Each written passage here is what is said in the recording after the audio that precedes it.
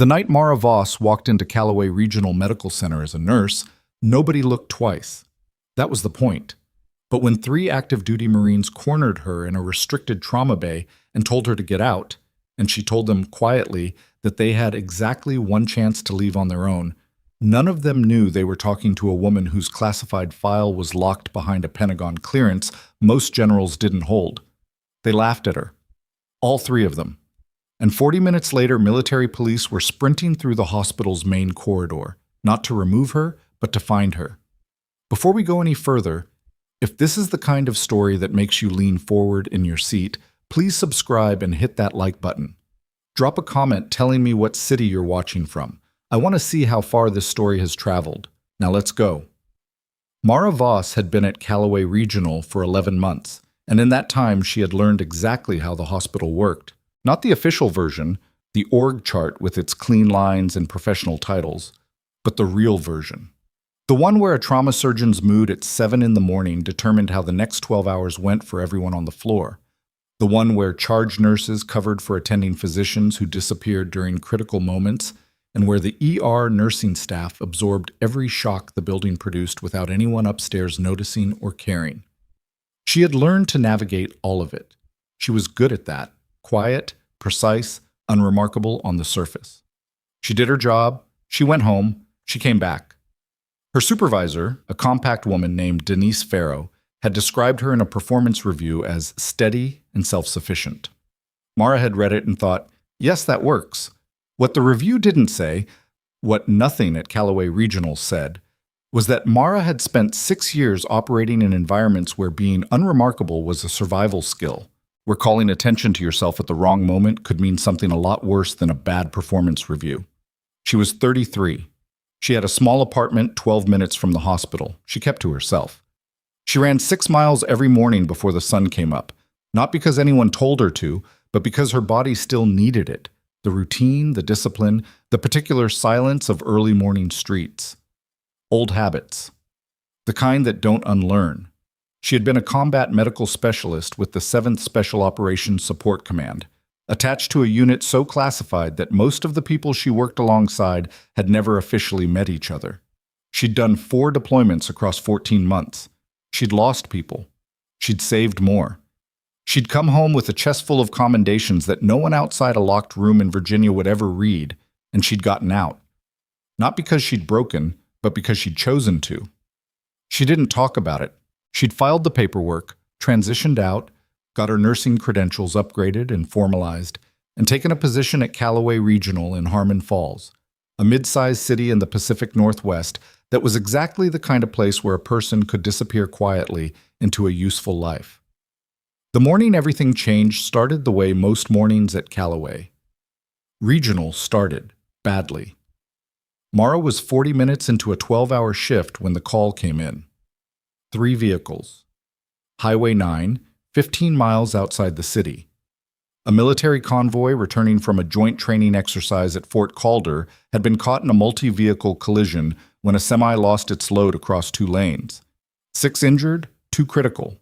ETA 7 minutes. The ER charge nurse, a broad-shouldered man named Kelvin Torres, was already calling out assignments when Mara reached the main corridor. She caught his eye and he nodded toward Trauma Bay 2. "You're on intake, Dr. Mercer's primary." Mara nodded and headed toward the bay. She was setting up the second IV line when they arrived. The first gurney came through fast, an Army corporal with a compound fracture and a deep laceration across his left shoulder.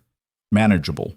The second was worse, a staff sergeant, early 40s, who'd taken the full impact of the dashboard when the lead vehicle hit the semi's debris at speed. He was conscious but pale, his breathing shallow and irregular in a way that Mara clocked immediately. She moved to his side while the paramedics were still giving handoff. "Sir, can you hear me? I need you to stay with me." He turned his head toward her. Yeah, I hear you." "Does your chest hurt when you breathe?" "Everything hurts when I breathe, on a scale of 1 to 10. 11, he said, and almost managed a smile. She pressed 2 fingers carefully below his left clavicle and watched his face. He flinched hard. She straightened and turned to the resident on her left, a second-year named Aaron Price, who looked like he'd been awake for 30 hours because he had been.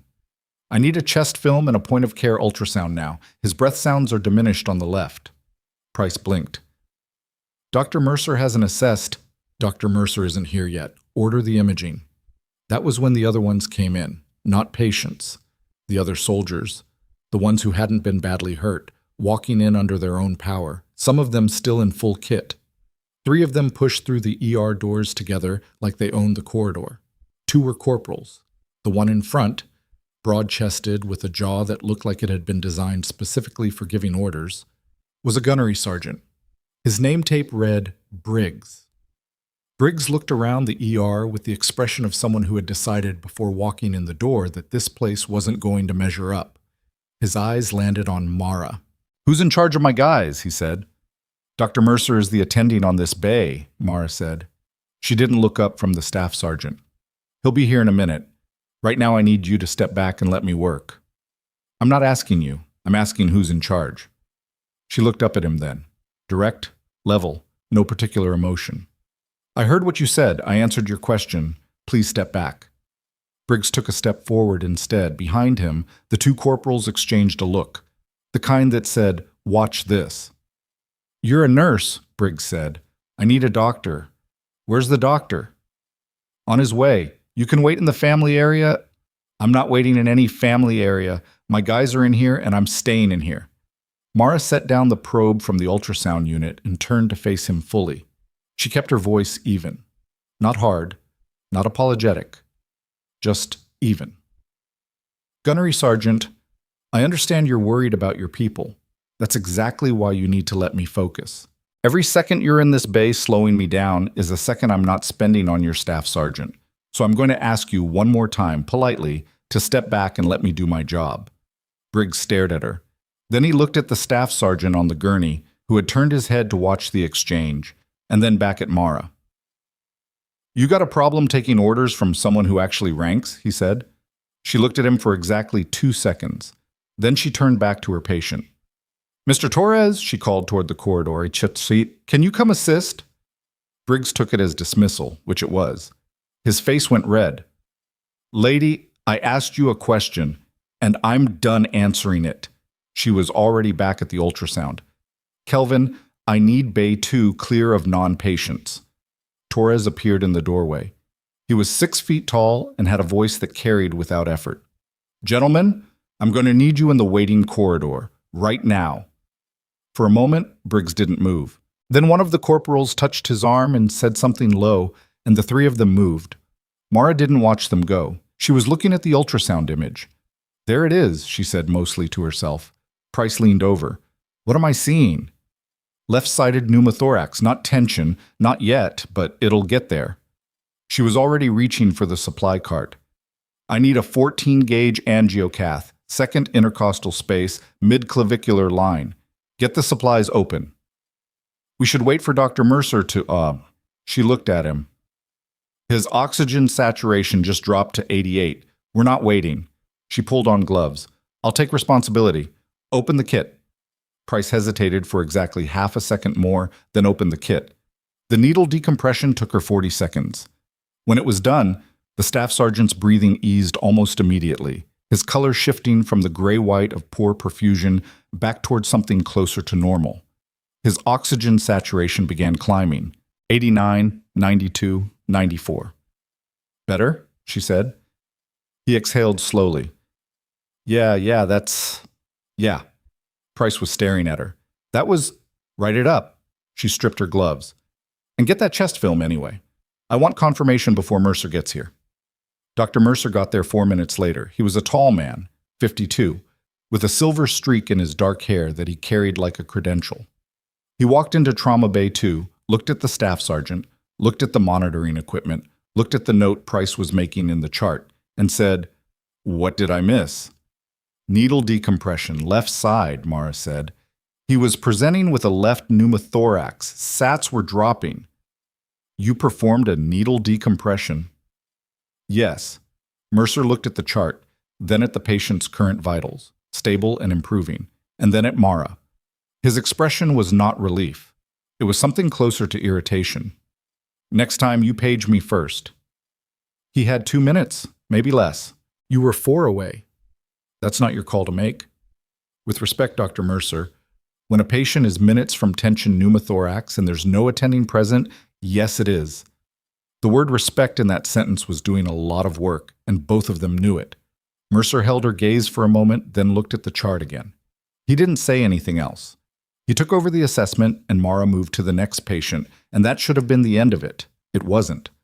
Briggs found her in the corridor 20 minutes later. He'd apparently spent the interval talking to someone because he came back with a different energy. Angrier, more deliberate. "You the one who kicked me out of my soldier's room?" Mara was carrying a supply tray toward Bay 3. She kept walking. "I asked you to step back so I could work. There's a difference. He's my responsibility. He's my patient while he's in this building. Those two things don't conflict unless you make them conflict." Briggs stepped in front of her. She stopped. Behind him, the two corporals had followed, spreading out slightly. A move she recognized, making the space feel smaller. "You're a nurse, like," Briggs said, and the way he said it made it sound like the last word in an argument. "You made a medical decision on an active duty soldier without consulting a physician. That's above your station. The physician wasn't there. Then you should have waited." She looked at him steadily. "Your staff sergeant is breathing normally right now. His saturation is 96%. An hour ago, it was falling toward a number that would have put him in a very different situation. I'd ask you to weigh that against whatever grievance you're carrying in here, but I don't think the math is actually that complicated." Briggs's jaw tightened. "You don't talk to me like that. I'm talking to you exactly the way the situation warrants." She held the supply tray in both hands. Her voice hadn't risen. "Are we done?" One of the corporals laughed, a short, disbelieving sound. "Where'd they find you?" he said, not to her specifically, just to the air. Mara looked at him for 1 second, then looked back at Briggs. "I need to get back to my patients." She moved around him and walked down the corridor. She heard one of them say something behind her. She caught the word attitude and the word unbelievable, and she kept walking. The morning ground on. 2 of the convoy soldiers were admitted, 3 were treated and discharged, and Kelvin Torres quietly moved Mara to a different bay for the afternoon. "Just for the day," he said, not quite meeting her eyes. "Mercer's a little... you know how he gets." "I know exactly how he gets," Mara said. Torres winced. "Mara, it's fine, Kelvin. I'll take Bay 5. Bay 5 was the quietest in the department. It handled minor injuries, prescription clarifications, people who'd come to the ER because they didn't know where else to go. Mara worked it without complaint. She cleaned a laceration on an elderly man's hand, counseled a 20-year-old about a medication interaction, started an IV on a woman who'd been too nauseous to keep anything down for 3 days. She did her job. That was what she did. At 4 in the afternoon, Dr. Mercer found her again. He came to Bay 5 like he was doing her a favor. "There's going to be a review," he said, "of this morning's incident." She looked up from the chart she was updating. "Okay." "The decompression. My concern is that you proceeded without authorization, and that creates a liability exposure for the department. The patient's outcome is not the only consideration." He folded his arms. "I want you to understand that. In this hospital, we have protocols. We have a chain of command. When a nurse bypasses that chain, when there's no physician available and a patient is declining," Mara said carefully, "what does the protocol say?" "The protocol says you page the attending."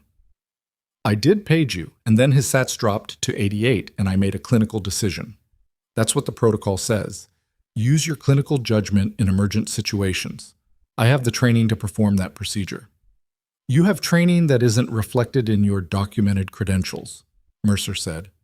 His voice had developed an edge, which is another issue. She went still. He caught it. Something shifted in his expression. Not satisfaction, exactly, but close. "Your record shows nursing school and 2 years of ER experience before Calloway. No documented advanced procedure training. So either you got that training somewhere that isn't in your file, or you performed a procedure you weren't qualified to perform. Either way, we have a problem." Mara looked at him for a long moment. "I'd like to speak with HR, she said. "That's your prerogative. And I'd like a union rep present at any review." "Also your prerogative." He uncrossed his arms. I want to be clear, Mara. I'm not trying to make this difficult. I'm trying to protect the department. She thought about the staff sergeant's face when his breathing eased, the particular sound a person makes when the pressure comes off. I understand, she said. He nodded once like they'd reached an agreement and left. She stood in Bay 5 for a moment after he was gone. Then she went back to the chart. There was nothing else to do. The review was scheduled for the following Thursday, and in the 5 days between Mercer's visit to Bay 5 and that Thursday, Calloway Regional Medical Center showed Mara Voss in a dozen small ways what it thought of nurses who made decisions above their station. She was moved off trauma rotations entirely. She was assigned to Bay 5 permanently, or what felt like permanently. 3 different attendings asked her in varying tones of professional concern whether she felt she was a good fit for the department. The unit coordinator, a woman named Petra Olson, who had never been openly hostile to Mara before, began CCing Mercer on every minor incident report that touched Mara's name. Briggs had filed a complaint, formal, official, through channels. Mara found out from Torres, who told her with the expression of a man delivering bad news he hadn't asked to carry. I'm sorry, he said. I tried to It's okay, Kelvin. It's not okay.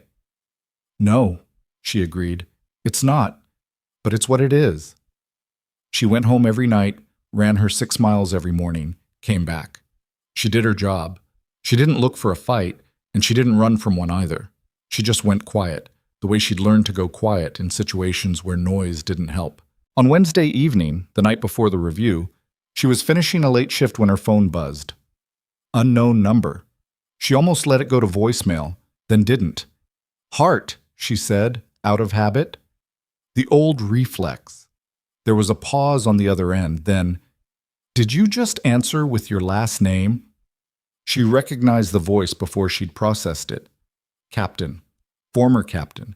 Delia Suarez. Mara's closest friend from her time in the unit. She'd been out for 3 years. She lived in Boise now, managed a physical therapy clinic. Old habits, Mara said. Right. Suarez's voice had something in it that wasn't quite lightness. Hey, I'm calling because are you watching the news right now? No, I just got off. Turn it on. Mara walked to the small TV in her apartment's living room and found a news channel. It took her 4 seconds to understand what she was looking at. The highway. Highway 9. A segment near a town called Coldwater Bluff, 30 miles outside Harmon Falls. Aerial footage of smoke. Emergency vehicles. A banner at the bottom of the screen reading, Military convoy attacked, multiple casualties reported. What happened? She said. They're still working it out, Suarez said. Looks like an ambush. IED followed by small arms fire. It was a different convoy from the one at your hospital this morning. Same route, different unit. Word is there are casualties, some critical. How do you know about this already? Delia, Suarez said, and that was all she said because Mara understood what she meant. Old networks, old connections, people who still made calls. They'll take them to Calloway, Mara said. It's the only level 1 trauma center within 40 miles. I know, Suarez said. Mara, I need to tell you something. Some of the people on that convoy, the critical ones, they're not your standard unit. They were attached to something classified. The kind of something that means when they come in, people are going to start asking questions and making calls. Mara was very still. And one of the calls they might make, Suarez continued, is to someone who used to know your file, okay? I wanted you to be prepared. Mara sat down on the couch. The news footage showed the highway, the smoke, the emergency vehicles moving in formation. Her mind was already running the clinical assessment. Blast injuries, the pattern of a vehicle IED, the secondary fragmentation, what that does to the human body, and in what order. How many? She said. At least 8, possibly more. Critical? 3 confirmed. 1 they're worried about. She was quiet for a moment, then, I'm supposed to be off tomorrow. I know, Suarez said. There's also a review of something I did earlier that, I know that too. She exhaled slowly. You've been watching. I've been watching, Suarez agreed. Not in a weird way. In a You know how it is. Old habits. Mara looked at the news footage. A reporter was standing on an overpass talking into a camera, and behind her the smoke was still visible against the evening sky. She thought about the staff sergeant from that morning, the particular gray his face had gone, the sound of his breathing evening out. "They're going to need everyone tomorrow," she said. "Yeah," Suarez said. "They are." There was a long pause. "My unit," Mara said finally, "the one they were attached to. If they're bringing them to Calloway—" "Some of them are already en route," Suarez said. "Mara, someone's going to recognize you. You understand what I'm saying?" Mara understood. She sat with it for a moment. Then she stood up, went to the window, looked out at the quiet street below her apartment. A car went by. A dog walker. The ordinary machinery of a city at 9:30 at night. "Okay," she said. "Okay, what?" "Okay, I'll be ready." Suarez was quiet for a second. "You're going in tomorrow." "I'm going in tomorrow." "Even with the review is at 10, Mara said. "My shift starts at 7. A lot can happen between 7 and 10. She could hear Suarez breathing on the other end of the line. Then, quietly, "Yeah, it can." They said goodbye. Mara stood at the window a while longer. Then she went to the kitchen, made a cup of tea she didn't really want, and sat at the table with it until it went cold. She was at Calloway Regional at 6:50 the next morning, 20 minutes before her shift started. She changed in the locker room, checked the board, noted that Bay 5 was still her assignment. She noted also that the ER was already operating at elevated tension. She could feel it the way you feel weather changing, a shift in the air pressure of the place. Night staff finishing out their shift with tight faces. Torres on early, which meant something had already happened or was about to. She found him at the nursing station. "What's coming?" He looked up. Something in his expression, relief, maybe, that she was there. "The convoy from last night, they're 20 minutes out. 8 patients, 3 critical, 1 they're categorizing as severe. The usual AMR units plus 2 military medical vehicles." He paused. "The hospital activated the mass casualty protocol an hour ago." "Bay assignments?" "Bays 1 through 4 are trauma cleared. Mercer's running primary. He brought in 2 additional attendings." "And 5? Torres looked at her. "You're still in 5. His voice had something apologetic in it. "Those are the orders I was given." Mara looked at the board. 8 patients, 3 critical, a mass casualty activation, 2 attendings plus Mercer for the primaries. The math didn't add up to sufficient coverage, and both of them knew it. "Who gave the order?" "Mercer." "Of course he did." "Okay," she said. Torres started to say something else. She walked toward Bay 5 before he could. The first ambulances rolled in at 7:18. She heard them from Bay 5, the change in the ER's sound, the particular controlled urgency of a mass casualty response. She kept working, a 19-year-old with a sprained ankle from a morning run, a middle-aged man having a reaction to a new medication. She assessed them, treated them, documented them. Through the walls of Bay 5, she could hear voices rising and falling. She heard Mercer twice, his tone clipped and commanding. She heard the distinct sound of a crash cart moving fast. At 7:41, someone screamed Mercer's name from the direction of Bay 1. Not called. Screamed. A raw, urgent sound. Mara was already in the corridor before she'd made the conscious decision to move. Bay 1 was controlled chaos. A soldier on the table, male, late 30s, in military tactical gear that someone had partially cut away. 2 nurses and a resident around him, plus Mercer at the head. The monitors showed a heart rate in the low 40s and dropping. The resident, a third-year named Kim, was calling out vitals in a voice that was working very hard to stay steady and not quite managing it. "BP's 50 over palp, heart rate's 38. "I can see the monitors," Mercer said sharply. "He's not responding to atropine." "I know." Mara stepped into the room. "What's his exposure history?" Several heads turned. Mercer's gaze snapped to her immediately. "You're in Bay 5? What's his exposure history?" she said again, looking at Kim. Kim looked between her and Mercer. We don't have a full history. He came in unconscious." "What did the medics say about the scene?" There was They mentioned an unusual smell at the blast site. One of them said it smelled like bitter almonds, Mara said. Kim blinked. I don't... Maybe. I think that might have been what they said.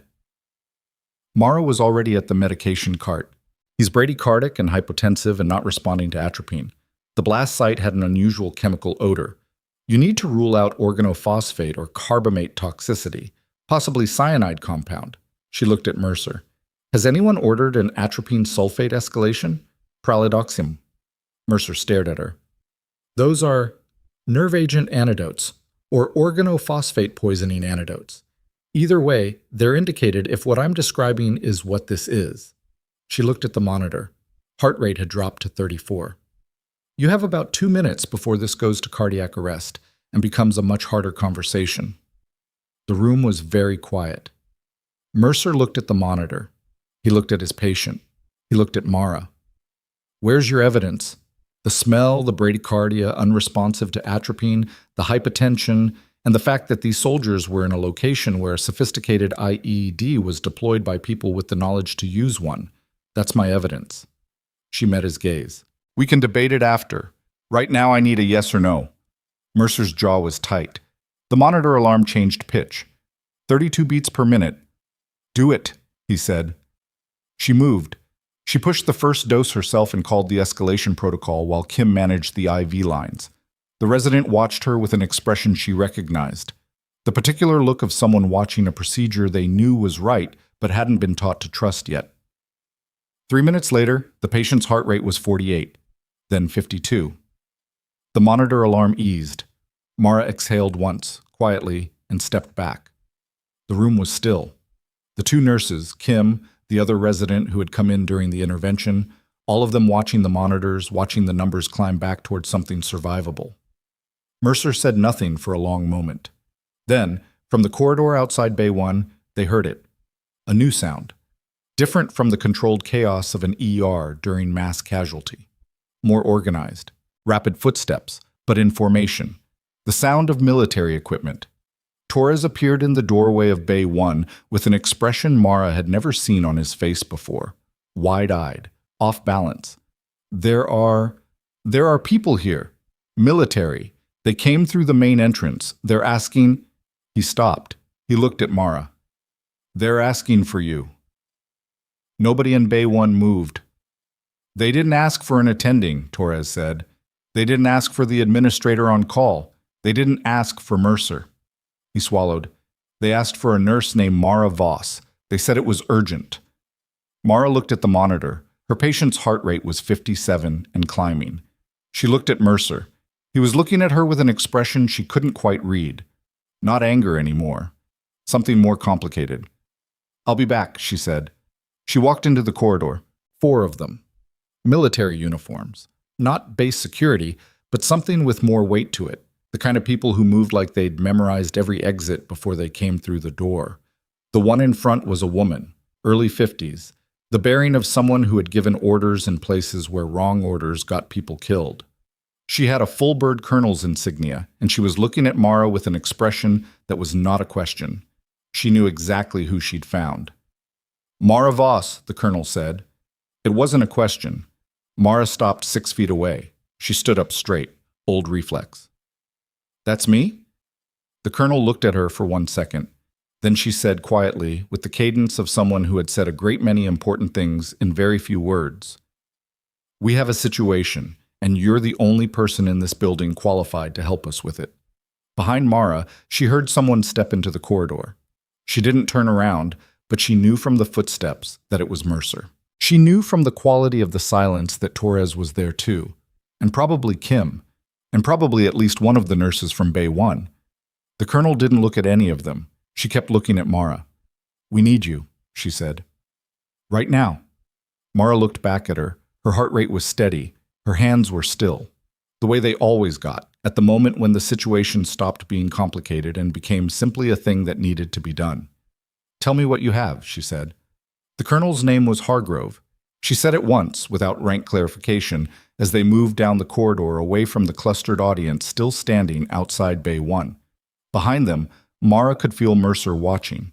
She didn't look back. How many critical? Mara asked. 2 that we know about. 1 we're certain of.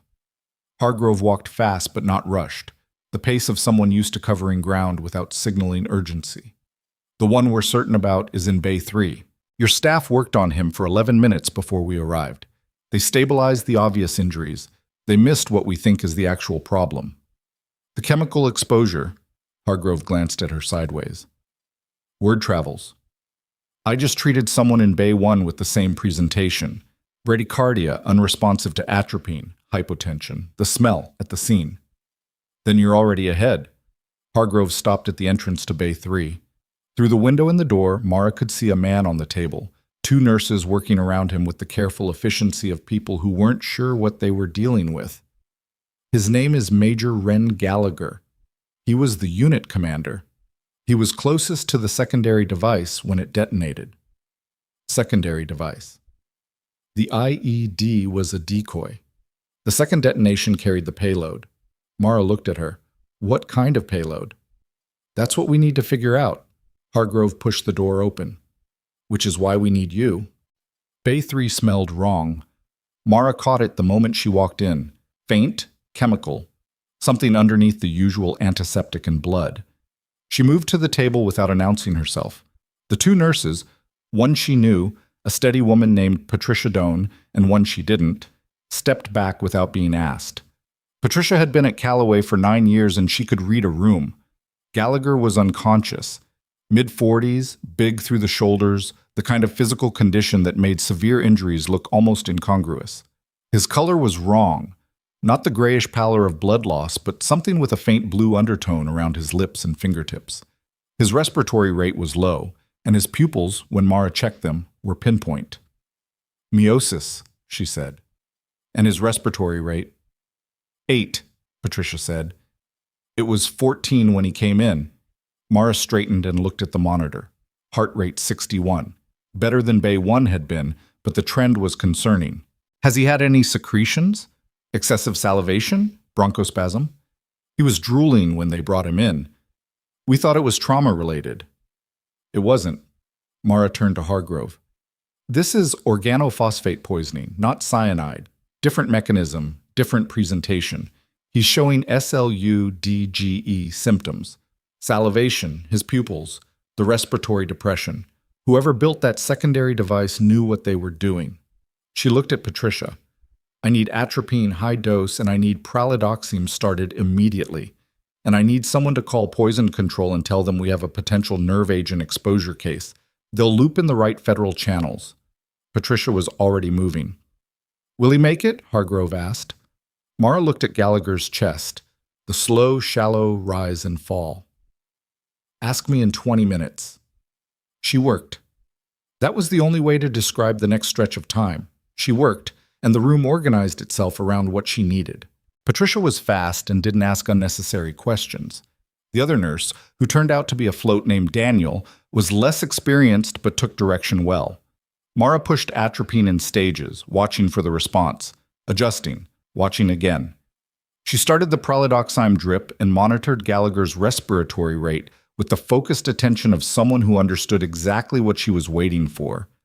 At 9 minutes, his secretions began to ease. At 14 minutes, his respiratory rate had climbed to 11. Not good, but better. Moving in the right direction. He needs ICU, she said, and he needs a toxicologist who has clearance to know what he was exposed to, because I can treat the mechanism, but I can't tell you what the specific compound was without a lab panel. We can't run in this ER.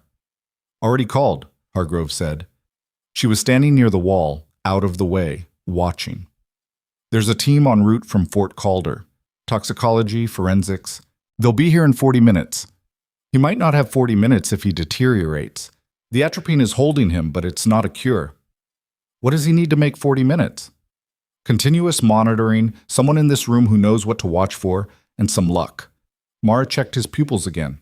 Still constricted, but less so.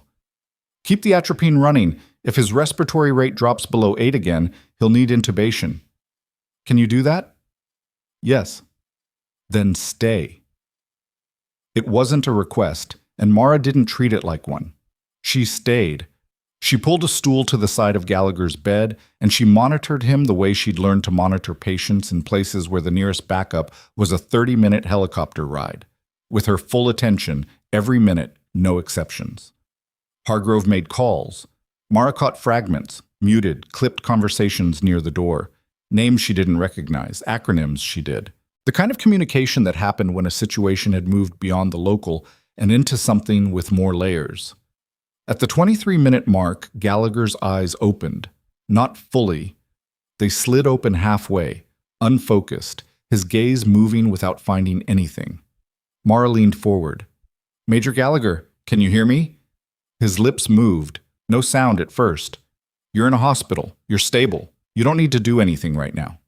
His gaze drifted toward her voice and then seemed to anchor slightly. His lips moved again, and this time she heard it. One word, rough and barely there. "Compound."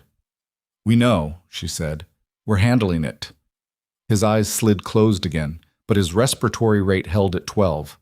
Patricia behind her exhaled quietly. Mara understood the feeling. The trouble arrived 10 minutes later, and it came in the form of Dr. Mercer. He didn't come alone. He came with the hospital's chief medical officer, Dr. Warren Stills, a careful, administrator-brained man who had built his career on keeping Calloway Regional out of situations that might appear in headlines. Stills was in his 60s, silver-haired, and he walked into Bay 3 with the expression of a person who had decided on the way over that someone needed to be held responsible for something. His gaze went first to Hargrove, then to Mara, and then to the equipment around Gallagher's bed. "What exactly is happening in here?" he said. Hargrove turned from her position by the wall. "Colonel Dana Hargrove, 3rd Special Operations Command." "And you are?" Stills absorbed the rank without visible reaction. Years of administrative experience. "Warren Stills, Chief Medical Officer. I understand there's been some kind of unauthorized intervention involving one of my nursing staff." "Your nursing staff saved 2 lives in the last hour," Hargrove said. Her voice was completely flat. Not aggressive, just flat, the way a wall is flat. "I'd choose your next words carefully." Still's eyes moved to Mara. "Ms. Voss, you were assigned to Bay 5. You had no authorization." "I asked her to intervene," Hargrove said. "With respect, Colonel, this is a civilian medical facility, and the chain of command here is—" "One of my officers is alive because she recognized a chemical exposure mechanism your attending had missed." Hargrove took one step toward him. Not threatening, just removing the distance. "I'm going to need you to table whatever conversation you came in here to have until my team from Fort Calder arrives and this patient is stable. After that, you can have any conversation you like." Stills looked at Mercer. Mercer looked at Mara. There was something in Mercer's expression that she hadn't seen before. Not quite anger now, something more unsettled. He'd been present for the Bay 1 intervention. He'd ordered the medication she'd called for. He knew the patient was alive because of decisions she'd made, and the knowledge was sitting in him somewhere uncomfortable, like a stone in a shoe he couldn't stop feeling. "The review is still scheduled for 10 o'clock, he said. His voice was level, but it cost him something. "That hasn't changed." "Understood," Mara said. "Whatever is happening here doesn't change the fact that you operated outside your assigned area and outside your documented credentials. I understand that's your position. It's not a position. It's a fact." She looked at him. "Yes, Dr. Mercer." He held her gaze for a moment, then looked at Gallagher, then at the monitors. Something moved across his face that she thought might have been conflict. Then he left. Stills followed after another moment, giving Hargrove a look that promised the conversation wasn't over. The door closed. Patricia was very carefully not looking at anything in particular. "Does he know?" Hargrove said quietly after a moment. "No," Mara said. "Anyone here know?" "No." Hargrove nodded slowly. "That's going to change in about—" She checked her watch. 32 minutes, when my team gets here." Mara looked at Gallagher's chest, rising and falling. "I know." "Does that bother you?" Mara thought about it honestly. 11 months of quiet, 6 miles every morning. Bay 5 and its minor injuries and its ordinary human suffering and the particular piece of a life that didn't ask her to be anything other than competent and present. "I'll manage," she said. The Fort Calder team arrived in 31 minutes. 4 vehicles, which Mara thought was either impressive logistics or a sign of how seriously they were treating the situation. Probably both. They came into Calloway Regional like they knew the building, which they might have. Fort Calder was only 40 miles away, and Calloway was the regional level 1, which meant the military and the hospital had protocols together. The toxicologist was a lean man named Dr. Anders Bryle, who shook Mara's hand with the grip of someone who respected the work before they'd exchanged a word. He reviewed what she'd done with Gallagher and said, "Good call on the pralidoxum," in a tone that suggested he meant it and had no particular interest in flattery. The forensics team went to work in a separate area. Mara heard words she recognized from places she'd rather not remember. Terms of art for chemical agents and delivery mechanisms and blast radius calculations. She filed them away and kept her focus on Gallagher, who was holding steady, his numbers moving slowly in the right direction. At 9:40, Hargrove found her in the corridor outside Bay 3. "Your review is in 20 minutes, she said. "I know." "You should know that I've been briefed on the situation. What's happened here with Mercer and the department?" Hargrove's voice was measured, but something underneath it wasn't. "I want to be clear that I consider what they're doing to be somewhere between professionally negligent and deliberately retaliatory." "That's my assessment too," Mara said. "But they have a case. I did operate outside my assigned area. I did perform procedures that aren't in my documented credentials.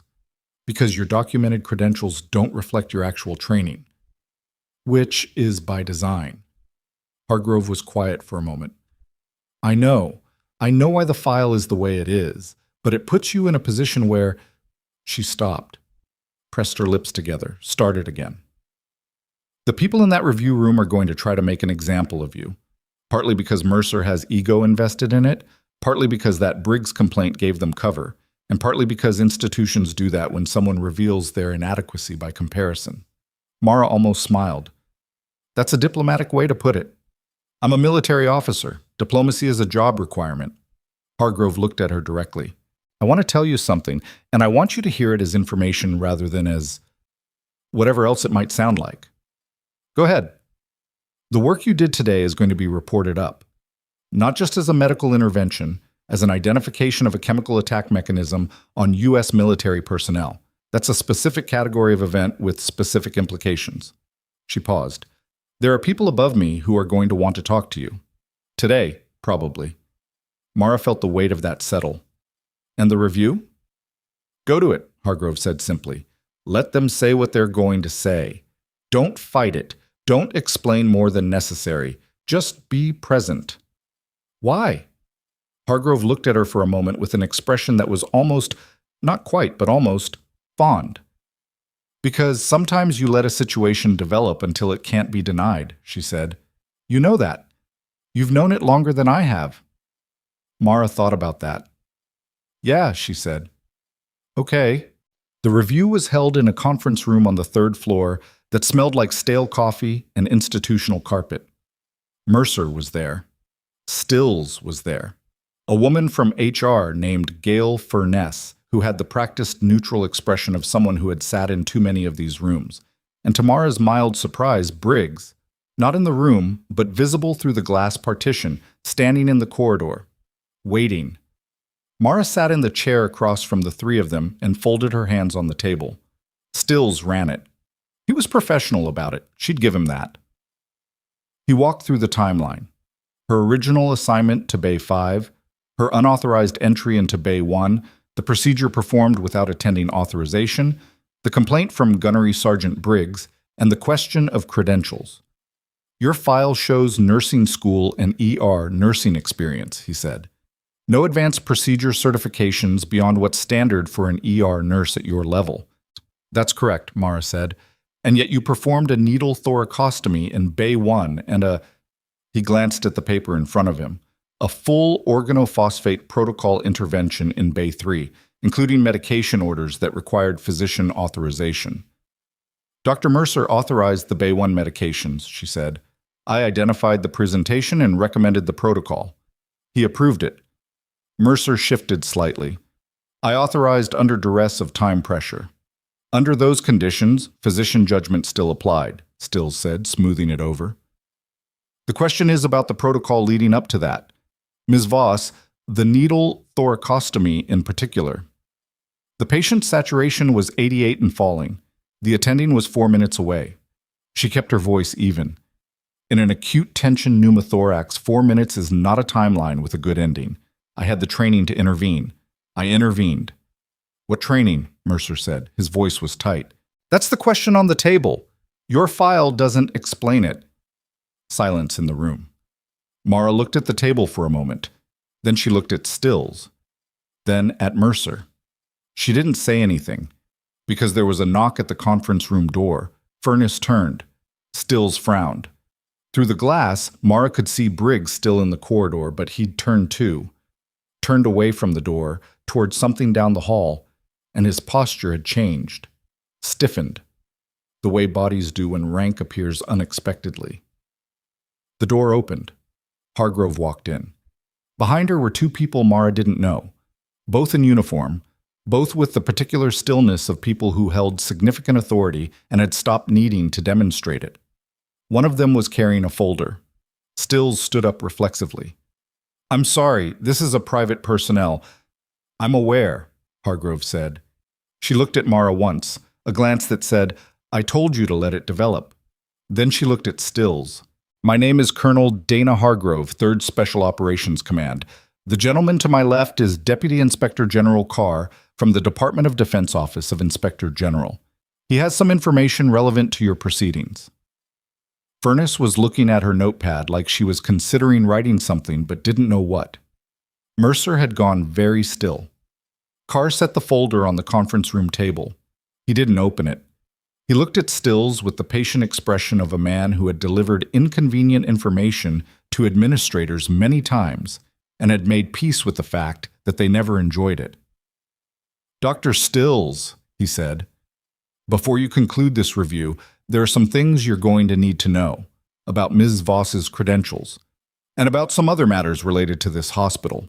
Stills sat back down slowly. Mercer looked at the folder on the table. He looked at Mara. Something in his face, the tightness around his eyes, the particular set of his jaw, had shifted into something that wasn't quite certainty anymore. Mara kept her hands folded on the table. Her heart rate was steady. It had been steady since the moment Hargrove walked in. Carr reached out and opened the folder. The first page had a header that Mercer and Stills both looked at for what seemed like a long time. Mara didn't need to see it. She knew what it said. I think, Carr said carefully, that this conversation is about to change direction. Stills' face had gone very careful. The administrator's mask, the professional neutral of a man calculating outcomes, but underneath it something had cracked open, a question he hadn't thought he'd need to ask. What is this? He said. Carr looked at him. Then he looked at Mara. And Mara thought, here it is. The moment she'd been circling for 11 months, the thing she'd left behind that apparently had never quite let go. But before Carr could answer, before the room could settle into what came next, Mara's radio crackled, Patricia's voice tight and urgent. Mara, Bay 3, he's crashing. She was already standing. She didn't wait for permission. She didn't look at Stills or Mercer or the folder still open on the table. She moved through the conference room door and into the corridor, and she was running by the time she hit the stairwell.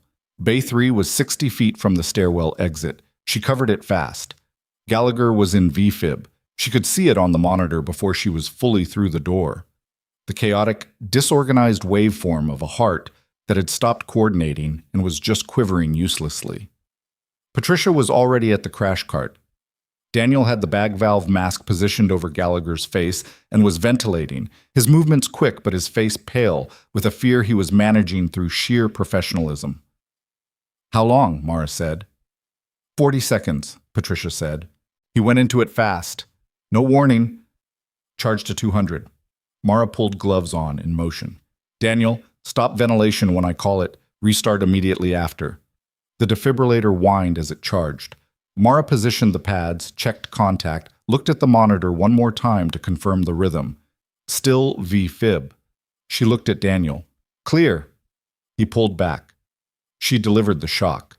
Gallagher's body arced. The monitor flatlined for 1 second, 2 2, 3, and then a rhythm appeared. Slow, irregular, but a rhythm, 62 beats per minute. Resume ventilation, she said. Daniel went back to the mask. Mara looked at the rhythm on the monitor. It was ugly. Wide complexes. A prolonged QT interval that told her the organophosphate poisoning had done something to his cardiac conduction. Not unusual for this kind of exposure. Expected, even. But dangerous in a specific way that meant this wasn't over.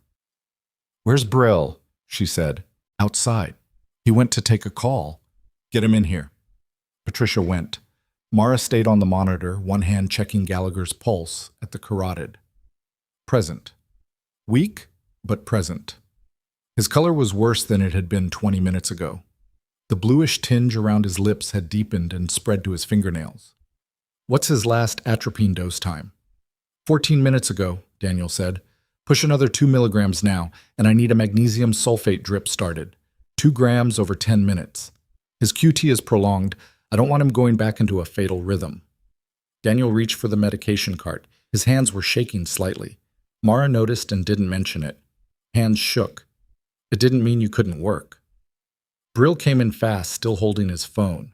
He took one look at the monitor and came to stand beside Mara. She walked him through the last 4 minutes and 30 seconds.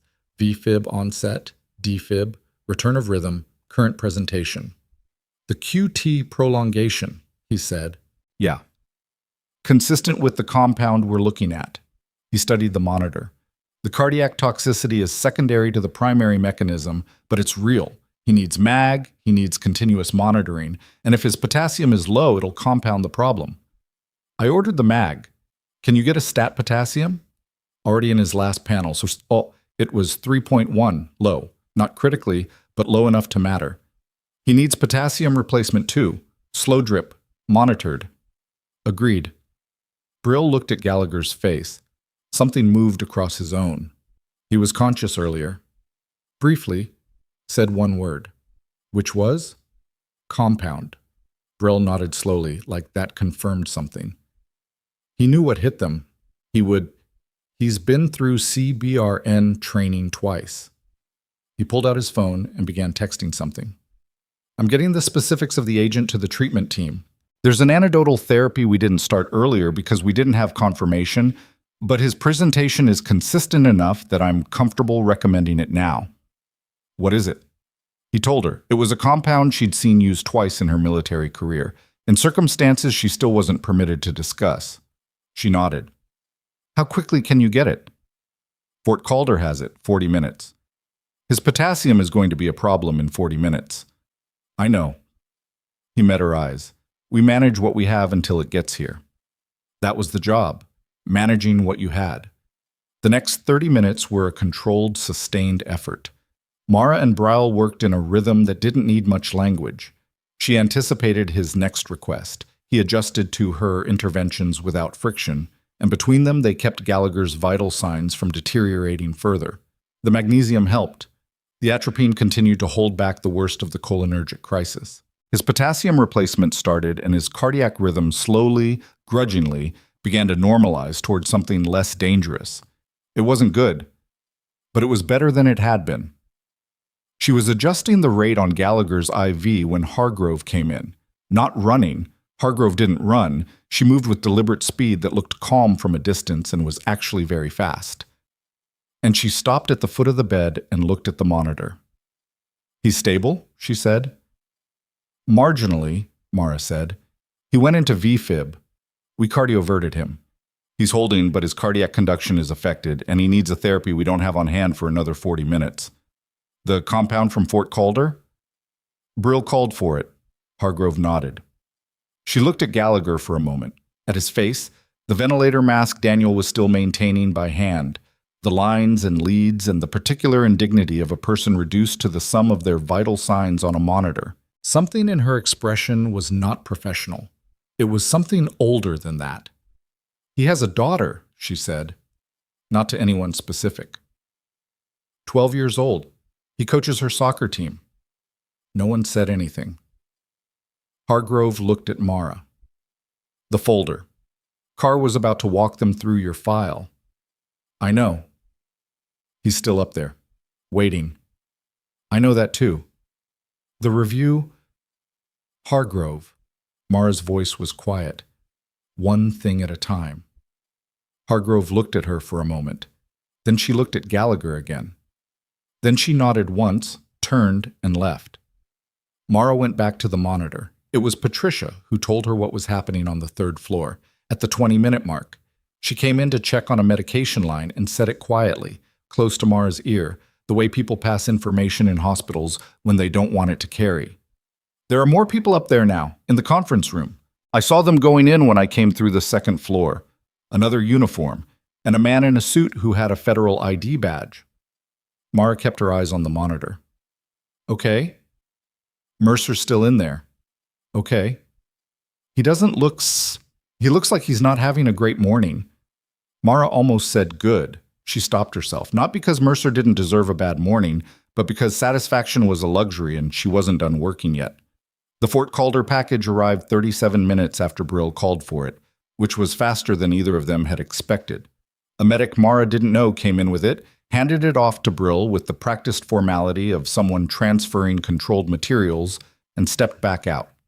Brill checked the compound, checked the dosage, and set it up with the careful, methodical precision of someone who understood that a mistake here wasn't correctable. He administered the first dose. They watched.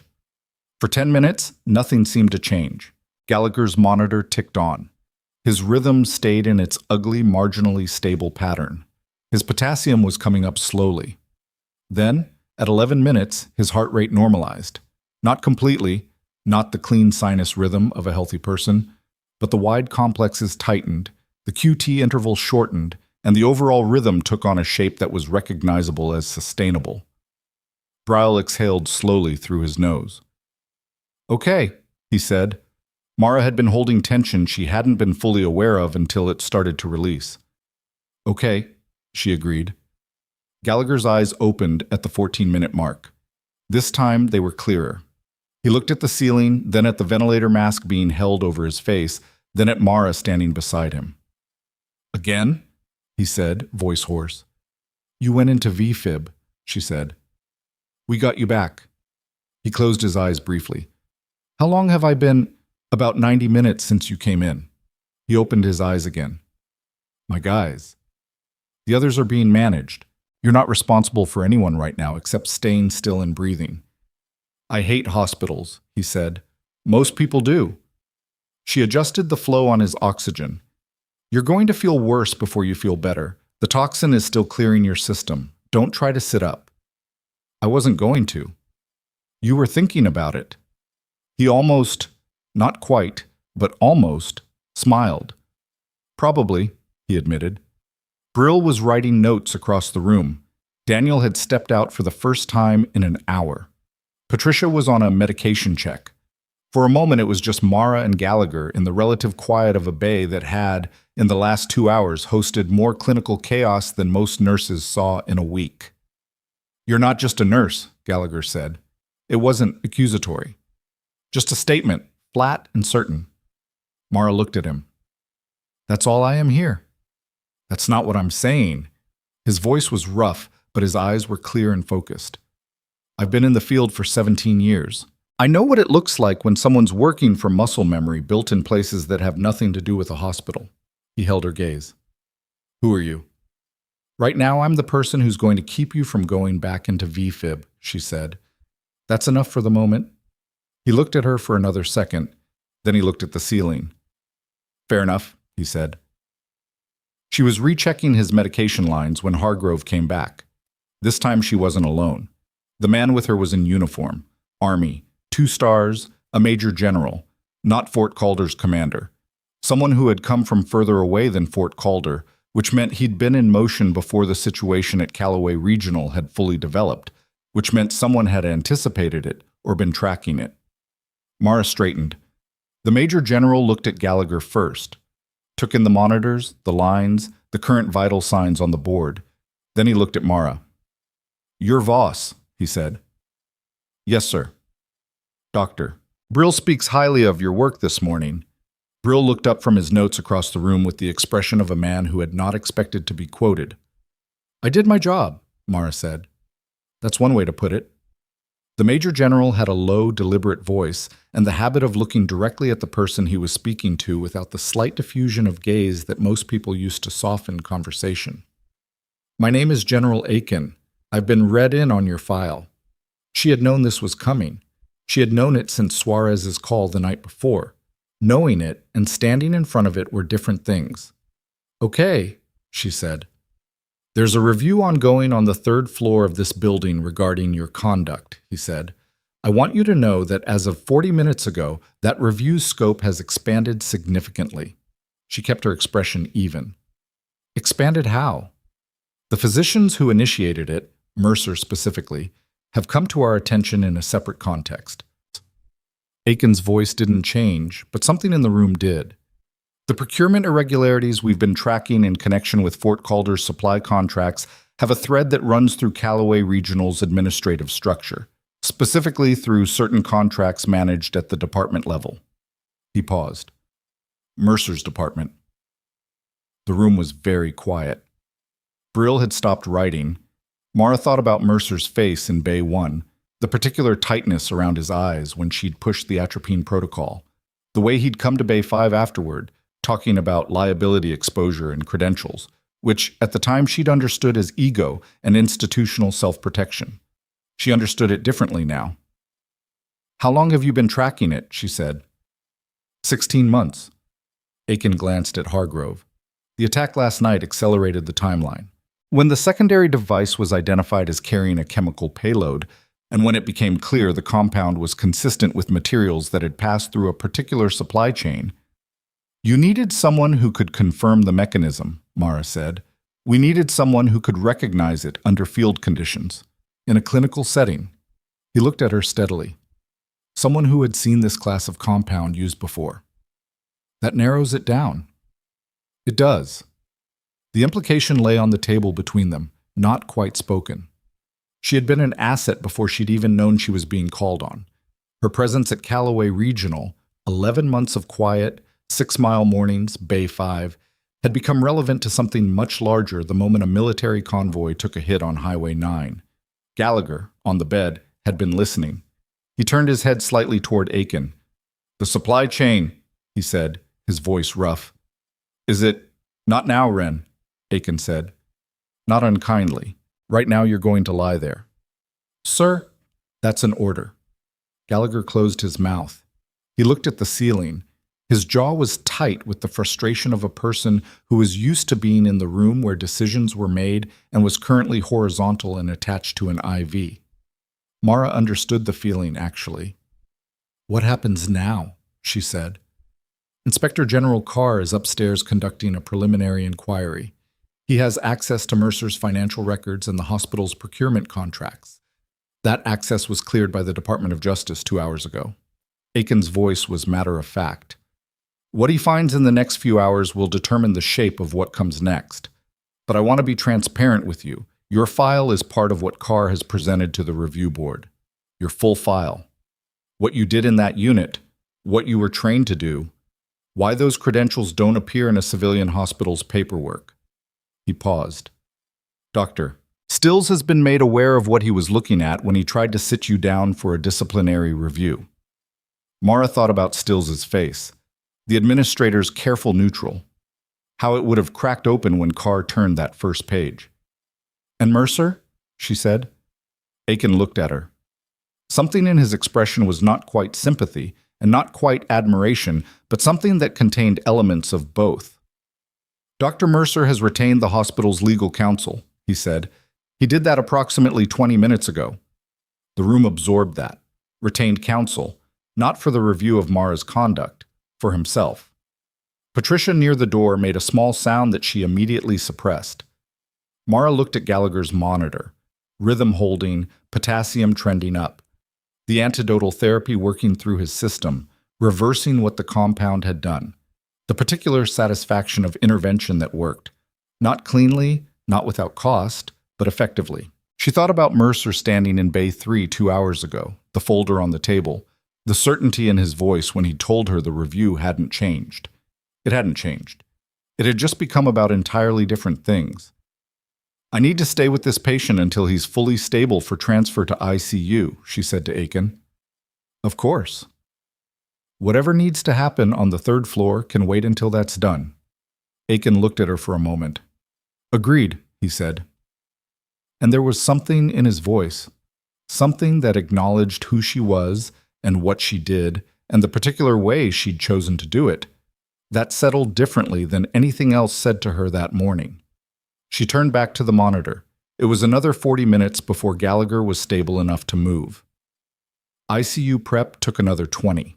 She transferred his care to the intensive care team, gave a handoff that covered every intervention of the morning in precise chronological order, answered 3 questions from the ICU attending, and walked out of Bay 3 for the first time in over 2 hours. The corridor felt loud after the focused quiet of the bay. The ER was still running.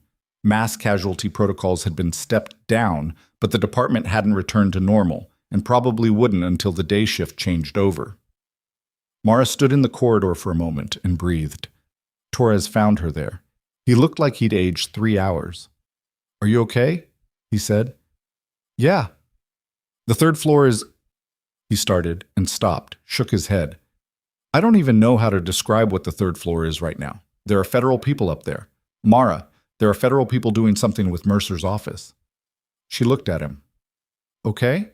Is that because of you? What you did this morning? She considered how to answer that. It's because of something that needed to happen regardless. Today just provided the occasion. Torres looked at her for a long moment. Who are you? He said, and he asked it not the way Gallagher had asked it, with the flat certainty of someone who already knew the answer, but with the genuine bewilderment of a person realizing they'd worked alongside someone for 11 months without seeing them clearly. Before she could answer, her radio crackled again. This time it was Hargrove's voice. Voss, third floor, now. A pause. Carr found something. You need to be in the room for this. Torres's eyes widened slightly. Mara clipped the radio back to her scrubs. She looked at Torres. Hold Bay 5 for me. Mara. She was already walking toward the elevator. The third floor conference room had more people in it than when she'd left. Carr was at the head of the table now, with a laptop open and printed documents fanned out in front of him.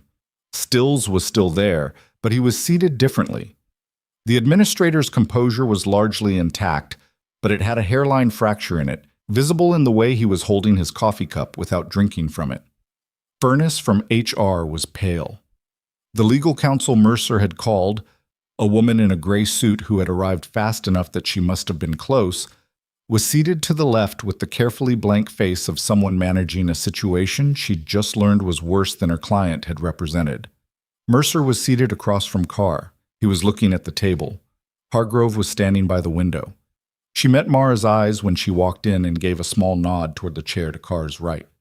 Mara sat down. Carr looked at her. Thank you for joining us. He said it without irony. I want to walk you through what we've found, because some of it is relevant to your situation specifically. He turned the laptop slightly. Calloway Regional's procurement contracts with Veltman Medical Supply go back 4 years.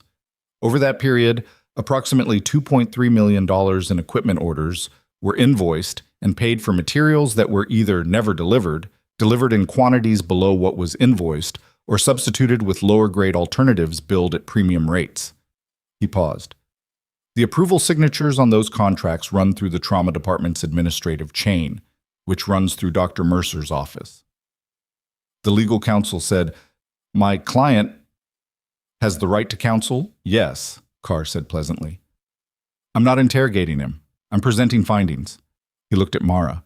The reason this is relevant to you is that part of what appears to have motivated the escalating pressure on your position, the reassignments, the review, the use of Gunnery Sergeant Briggs's complaint as procedural cover, is that your presence in the trauma department created a level of scrutiny that was inconvenient. He looked at the documents. You have a documented habit of identifying problems, clinical problems, procedural problems, efficiency gaps. Your incident reports over 11 months flag 17 separate issues in the trauma department's equipment and supply chain. He paused.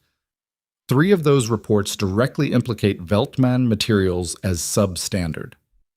Mara looked at the documents. She had filed those reports.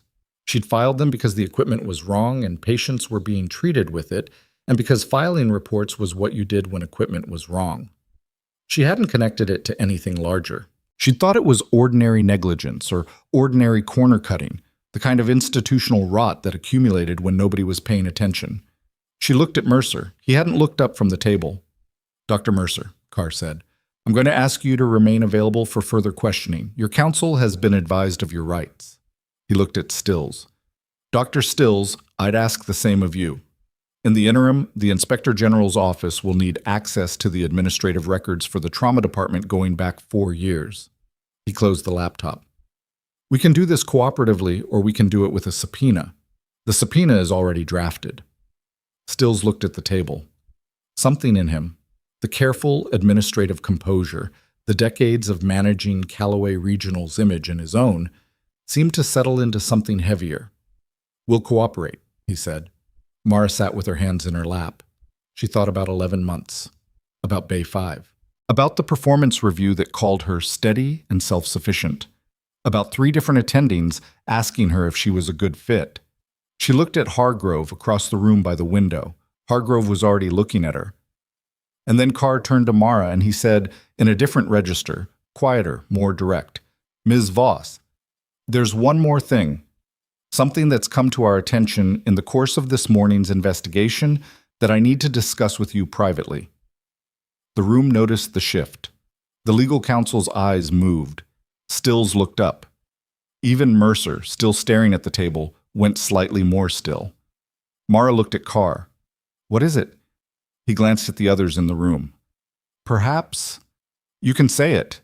He held her gaze for a moment, then, "The Veltman supply contracts have a secondary layer, beyond the procurement fraud." He paused. "Some of the materials that were invoiced and never properly delivered, they weren't just medical equipment." She waited. "They were components," Carr said. "Specific components that individually are unremarkable. Together, they constitute a particular class of materials with a particular application." He looked at her steadily. "An application consistent with the device used in last night's ambush." The room went very quiet. Mara felt something move through her. Not surprise, not quite, but the particular sensation of pieces arriving at their final positions. The compound at the blast site. The secondary device. The sophistication of a chemical payload attached to what looked like a conventional IED. A supply chain running through a hospital that had spent 4 years sending medical equipment money somewhere it wasn't going. "You're saying the fraud wasn't just financial," she said.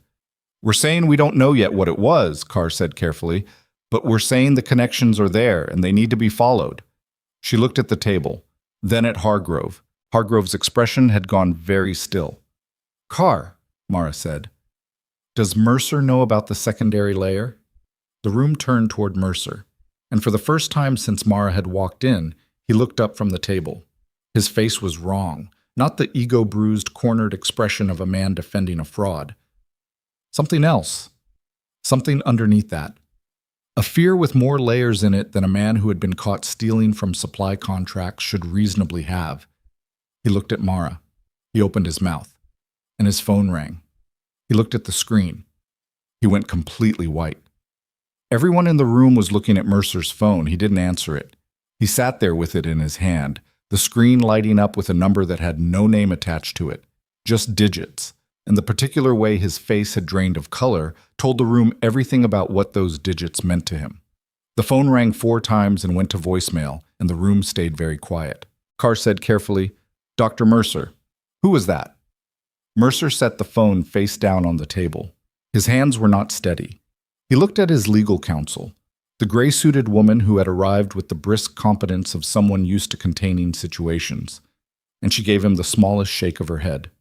"Don't answer that." He didn't answer it. Carr looked at the phone on the table, then at Hargrove, then at Mara. What passed between the 3 of them in that look took about 2 seconds and covered significant ground. "I'm going to need that phone," Carr said, "as part of the materials covered under the current inquiry." The legal counsel said, "You'll need a separate warrant for personal communications. The warrant covers communications related to the Veltman contracts and any associated parties. Whether this call falls within that scope is something we'll determine. Carr kept his voice entirely even. Doctor, Mercer can surrender it voluntarily, or we can go through the court. Either way, I'd suggest not making any outgoing calls in the next few minutes. Mercer looked at the phone on the table. Then he pushed it across toward Carr. His counsel closed her eyes briefly. The expression of a lawyer whose client has just done the thing she told him not to do. Mara watched all of it and thought about the secondary layer, the components, the supply chain that ran from Veltman Medical Supply through Calloway Regional's procurement office, through Mercer's signature line, and presumably somewhere else entirely. She thought about the ambush on Highway 9, not the IED, not the chemical payload specifically, but the operational sophistication of it. Knowing which convoy, knowing the route, knowing the timing well enough to position a secondary device. Knowing those things required information about military movements. She thought about a hospital 40 miles from a military installation that had, for 4 years, been processing contracts with a supply company that apparently didn't always deliver what it billed for. She thought about what a hospital's administrative proximity to Fort Calder was worth to people who needed to know when convoys moved and which routes they used. She didn't say any of this out loud. She sat with it. Carr bagged the phone with gloved hands that had appeared from somewhere, the practiced deficiency of someone who came to meetings prepared to collect evidence. He logged it on a form. He looked at Stills. I'll need access to the administrative offices within the hour. Physical access, not just records. You'll have it, Stills said. His voice had gone flat. The administrator's composure had fully calcified into something that wasn't composure anymore, but just the absence of enough energy to show what was underneath. Mercer's counsel said, My client needs a break. Your client can have 5 minutes, Carr said. He stays in this building. She looked like she wanted to argue that point and made the calculation not to. She put her hand briefly on Mercer's arm and said something low to him that Mara couldn't hear. He nodded. He still wasn't looking at anyone. Hargrove said, Mara, hallway. They went into the corridor outside the conference room. Aiken was there. Mara hadn't noticed him leave the room, but he'd been present for the last 20 minutes of the meeting and apparently decided to manage the next conversation outside its walls. What are you thinking? Hargrove said. That the supply chain wasn't just fraud, Mara said.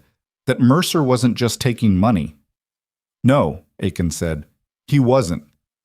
The call that just came in. We're running the number now. It's a burner, almost certainly, but it tells us something that the number was used at all. Someone panicked. He looked at the conference room door. When the convoy was hit last night and the casualties started arriving at this hospital, someone in a connected position realized the clinical response was going to surface the chemical compound, and that surfacing the compound was going to surface the supply chain. And the supply chain leads back here, among other places. Aiken's voice was measured, but underneath it was something tightly controlled. This morning was not the first convoy on Highway 9 to have problems. It's the first one where the casualties made it to a hospital with someone on staff who could identify the mechanism. Mara stood with that for a moment. The others, she said, the other convoys. 3 incidents in the last 8 months, all attributed to conventional IEDs. No chemical component identified. He paused, because nobody on the receiving end knew to look for one. She thought about the staff sergeant from the previous morning, the one she'd done the needle decompression on before all of this started. He'd been in a conventional collision, not an ambush, but he'd been on Highway 9. He'd been part of a convoy coming back from Fort Calder. The collision yesterday morning, she said. The one that sent the first set of patients in. Aiken and Hargrove exchanged a look. We don't know yet, Hargrove said carefully. We're looking at it. Mara thought about Briggs and his 2 corporals, who had pushed into the trauma bay and made noise and filed a complaint, who had created just enough friction at just the right moment to put Mara on the administrative radar before the ambush happened. She thought about timing. She thought about whether that was paranoia or pattern recognition, and she thought about all the times in her previous life when the two had been functionally the same thing. She kept that thought to herself. What do you need from me? She said. Right now, nothing. Hargrove looked at her steadily.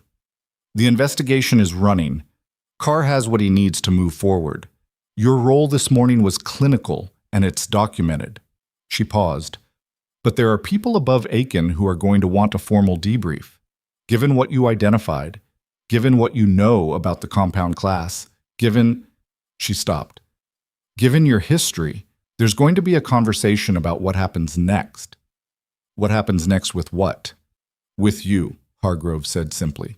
What you do. Where you do it. Mara looked at the corridor. The clean, institutional walls of Calloway Regional's third floor. The smell of carpet and recirculated air. Through the window at the far end, the city was doing its ordinary morning things. Traffic, a delivery truck, someone walking a dog on the sidewalk below. I work here, she said. You did, Hargrove said, not unkindly. The shape of things has changed somewhat. Hargrove, I know. She held up a hand. I know. One thing at a time. I remember. She looked at the conference room door. Go back downstairs. Your patients need you more than this room does. Let us handle the third floor. Mara looked at her. Then she turned and walked to the elevator. The ER had found its post-crisis rhythm by the time she got back to the floor. That particular exhausted steadiness that comes after a mass casualty response when the acute wave has passed and everyone is running on coffee and adrenaline debt. Torres was at the nursing station with the look of a man who had been managing too many things simultaneously for too long. He handed her a chart without comment when she appeared beside him. She took it. She worked. 3 patients in Bay 5. A teenager with a dislocated shoulder, a woman in her 60s with a medication interaction that was making her dizzy and nauseated, a construction worker with a deep puncture wound on his left palm. She assessed them, treated them, documented everything, and moved on. The ordinary machinery of an ER, the work that had nothing to do with federal investigators or military convoys or supply chain fraud and everything to do with the simple fact of people being hurt and needing someone to help. She was closing the chart on the construction worker when Patricia appeared in the doorway of Bay 5. The staff from the trauma department know, Patricia said. Word got down about an hour ago. There are people... Mara, there are people in Mercer's office right now, Carr's team, and someone from the hospital board showed up 20 minutes ago looking for stills. I heard. Mercer's secretary is... I don't know, I heard she's crying in the break room. Patricia's voice carried the complicated mixture of vindication and discomfort that institutions feel when something they suspected but couldn't prove turns out to be true. 3 people in billing have been asked to not leave the building. Mara looked at the chart in her hands. Okay. Okay? Patricia stared at her. Mara, okay is not... She stopped. Who are you? I mean that sincerely. Who are you? Mara set the chart down. She looked at Patricia. 9 years at Calloway Regional, steady hands, the kind of nurse who showed up and did the work without drama and took the knowledge home in her body at the end of every shift. The kind of person the hospital ran on, without whom the whole enterprise failed, without whom the Mercers of the world would have nothing to trade on. I'm a nurse, Mara said. I'm also other things. The other things got complicated today. Patricia looked at her for a long moment. Were you safe? Working here all this time, were you in any danger? Mara considered it honestly. I don't think so. I think this morning was the first time my presence here became relevant to something larger. And now? And now there are people handling it who are equipped to handle it. She picked the chart back up. Which means I can keep doing this. Patricia was quiet, then, Gallagher is in ICU stable. They called down 20 minutes ago. Something in Mara's chest eased. Good. His wife is on her way from Fort Calder. She should be here by noon. Good, Mara said again. She meant it both times. The board member who had arrived for stills was a woman named Margaret Cho, chairwoman of the hospital board, according to Torres, who had been absorbing information from every direction and distributing it in quiet fragments throughout the morning. She had gone directly to the third floor and had been there for 40 minutes when Carr's team began physically removing files from Mercer's office. The files went into boxes. The boxes went onto a cart. The cart went down the service elevator and into a vehicle in the parking structure that Torres described as a van with no markings, which is either federal or deeply suspicious, and at this point, I'm going with federal. Mara was in the middle of a wound closure on the construction worker's palm when her radio crackled. Hargrove's voice. "Voss, Mercer is being escorted out of the building." She didn't respond. She kept her hands on the closure. The construction worker, whose name was Pete, and who had been watching her work with the wary attention of a man who didn't like needles but respected competence, looked at the radio. "You need to go somewhere?" he said. "No," she said. "Hold still." She finished the closure, dressed it, gave Pete his discharge instructions, and walked out of Bay 5. She didn't go to watch Mercer leave. She had no particular interest in watching Mercer leave. What she did was walk to the nurse's station, refill her coffee, and stand at the window that looked out onto the parking structure's entrance. He came out between Carr and one of Carr's people. Not in handcuffs, not yet, not in the parking structure of the hospital where he'd practiced medicine for 11 years. But with the particular posture of a man who knows the handcuffs are coming and is managing the distance between now and then by holding himself very straight.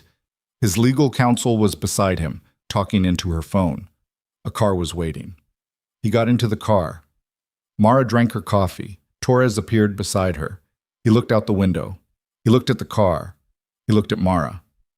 11 years, he said. He ran that department for 11 years. Yeah. And the whole time, not the whole time probably. These things usually build slowly. Start with something that feels small. She watched the car pull away. A contract that looks the other way. A signature on something that doesn't get examined closely.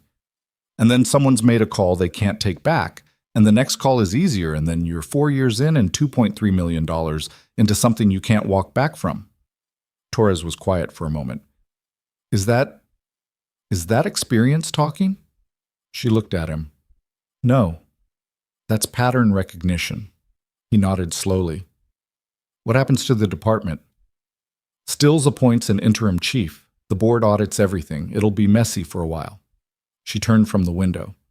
The nurses and the residents and the attendings who were doing their jobs honestly, they'll be fine. The work doesn't stop. And you? She looked at him. He was asking something specific, not about the department, about her, about the 11 months she'd spent in this building being steady and self-sufficient and assigned to Bay 5, and what came after a morning like this one. I don't know yet, she said honestly. He nodded. He seemed to understand that honest uncertainty was better than a reassuring answer. The afternoon shifted. Carr's investigation moved through Calloway Regional's administrative structure with the methodical efficiency of a process that had been planned before anyone arrived. Teams worked through the procurement records. The billing department was partially sequestered. 3 of the administrative staff were formally interviewed and asked to provide written statements. Margaret Cho, the board chairwoman, moved between the 3rd floor and a conference call that seemed to be ongoing and continuous. At 2 in the afternoon, Stills called a department heads meeting that Mara heard about from Torres, who heard about it from the charge nurse on the surgical floor, who had been in the hallway when Stills came out of it looking like a man who had aged significantly in an enclosed space. The meeting had apparently covered the investigation, the suspension of procurement operations pending audit, the interim structure for the trauma department, and something else that Torres's source hadn't been close enough to hear. At 3:15, Mara was in Bay 2. She'd been moved back to regular trauma rotation by a charge nurse who made the decision quietly and without explanation, which was its own kind of statement, when Hargrove came downstairs for the first time since morning. She looked different from that morning. Not the uniform, not the bearing. Those were the same, but something in the way she carried herself had a different weight to it, the weight of a day that had gone where she'd thought it would go, but still cost something in the going. She stood in the doorway of Bay 2 while Mara finished an assessment on a patient who'd come in with chest pain that was turning out to be musculoskeletal and not cardiac. Mara completed the assessment, documented it, handed the patient off to the resident, and stepped out. The number on the phone, Hargrove said. The call Mercer received. You traced it. Not the number itself. It was a burner, used once, now dead. But the cell tower it pinged, the timing, the location. She paused. The call was made from inside this building. Mara went still. At the time of the call, Mercer was in that conference room. Carr was walking through the findings. Whoever made that call knew Mercer was in trouble and knew it in real time. Hargrove's voice was even, but underneath it was something tightly controlled, which means either they were in the building already or they were receiving information from someone in the building who relayed it. How many people knew what was happening in that room? Formally? Mercer, Stills, Furness, the legal counsel, you, Carr's team, Aiken, and me. Hargrove looked at her. Informally, this is a hospital. Information moves. Patricia mentioned that ward staff knew within the hour. Right. Hargrove looked down the corridor. Carr's team is pulling the building's cell tower logs for this morning. It'll take time, but the implication is that whatever Mercer was connected to, whoever was on the other end of that supply chain, had someone here positioned to monitor the situation. Mara thought about the morning, the mass casualty response. 8 patients, 3 critical. The controlled chaos of a trauma activation that pulled staff from every direction and moved them through the building in ways that would have been difficult to track. Briggs? She said. Hargrove looked at her. Gunnery Sergeant Briggs. He filed a complaint against me that put me in a review process that would have removed me from the trauma floor before the ambush patients arrived. She said it carefully, laying it out. If I'd been suspended pending that review, I wouldn't have been here this morning. I wouldn't have identified the compound. The cases would have been managed as blast trauma, and toxic exposure would have taken days to surface, if it did at all. Hargrove was very still. You think Briggs was placed? I think Briggs may have been told something. Whether he understood what he was being used for is a different question. She paused. He was one of the convoy soldiers from yesterday morning, the collision on Highway 9. The one before the ambush. Yes. Which you noted might not have been accidental. Which I noted and then didn't say out loud because I wasn't sure if it was paranoia. It wasn't paranoia, Hargrove said quietly. We're looking at the collision incident. The preliminary on the vehicle damage is... She stopped. It's not consistent with a simple road accident. The corridor hummed with the ordinary sounds of a hospital afternoon, a medication cart going by, an elevator opening. Somewhere down the hall, a monitor alarming briefly before going quiet. Where is Briggs? Mara said. He was discharged this morning after his people were treated. He's at Fort Calder. Hargrove looked at her. He's being held for questioning. He doesn't know why yet. He's going to know soon. Yes. Hargrove straightened. Mara, I want to tell you something, and I want you to hear it clearly. Go ahead. This morning, what you did, what you identified, the decisions you made, triggered a chain of events that is going to result in the dismantling of something that has been operating inside a 40-mile radius of a U.S. military installation for at minimum 4 years. She paused. People are alive who would not be alive, and a network that was building towards something worse than what happened on Highway 9 last night has been exposed before it got there. Mara looked at the floor for a moment, then at the corridor, then at Hargrove. I treated patients, she said. That's what I did. Yes. Hargrove held her gaze. You always do. At 4 o'clock, the board of Calloway Regional Medical Center issued an internal communication to all department heads. Mara didn't see it directly. She was in Bay 2 with a patient, but Torres read it to her verbatim in the break room at 4:30, with the careful tone of a person for whom something had become real in the reading of it. Dr. Gregory Mercer had been suspended from his position as Chief of Trauma Surgery pending investigation by the Inspector General's office and an independent audit of the trauma department's procurement records. The suspension was immediate and effective. An interim chief would be appointed within 48 hours. All procurement activities in the trauma department were frozen until further notice. Dr. Warren Stills had stepped aside from his role as chief medical officer pending review by the hospital board. Margaret Cho would act in his capacity until the board completed its internal assessment. The communication did not mention Mara Voss. It didn't need to. In a building where information moved at the speed of break room conversation, her name had been attached to the morning in a dozen different accounts by the time Torres read the communication aloud, and the versions varied in their details but converged on the same core. The nurse in Bay 5 had known something the surgeons hadn't. The nurse in Bay 5 had been the one they called for. She drank her coffee and listened to Torres read and didn't say anything about any of the versions. Some of them were wrong in their particulars, but right in their substance, and the ones that were right in their substance were enough. At 5:15, she was finishing charting on her last patient of the shift when Aiken appeared on the floor. He came without Hargrove, without Carr, without the apparatus of the day's investigation. He was still in uniform, but something in how he carried himself was less formal than it had been in Bay 3. He found her at the nursing station, and he didn't make a production of it. "I'm going to ask you something," he said, "and I want you to know that whatever you answer, the events of today stand on their own. Your conduct this morning is documented. Your role is on record, and no outcome of this conversation changes that." She looked at him. "Okay." "There are 3 other hospitals within 60 miles of Fort Calder," he said it simply. 2 of them have procurement relationships with Veltman Medical Supply. We don't yet know the scope of those relationships. He paused. "We have clinical staff who can do the investigative work. What we don't have is someone with your particular combination of medical knowledge and background who is already embedded in a civilian healthcare context." She understood what he was saying. "You're not asking me to go back in," she said. "No, nothing like that. What I'm asking is whether, if the situation warranted it, if there were a clinical or investigative need specific to your capabilities, you would be willing to be consulted." He said consulted the way military people say words when they mean something slightly more than the word itself. Not recalled, not reassigned, consulted. Mara looked at the nursing station, the chart in her hand, the board on the wall with its patient assignments and medication schedules, and the ordinary organized structure of a floor managing human suffering at scale. "I'd need to think about it," she said. "That's all I'm asking," he said. He left without shaking her hand, which she respected. The handshake would have been a weight, and he hadn't tried to put one on her. She stood at the nursing station for a moment after he left. Then she finished charting.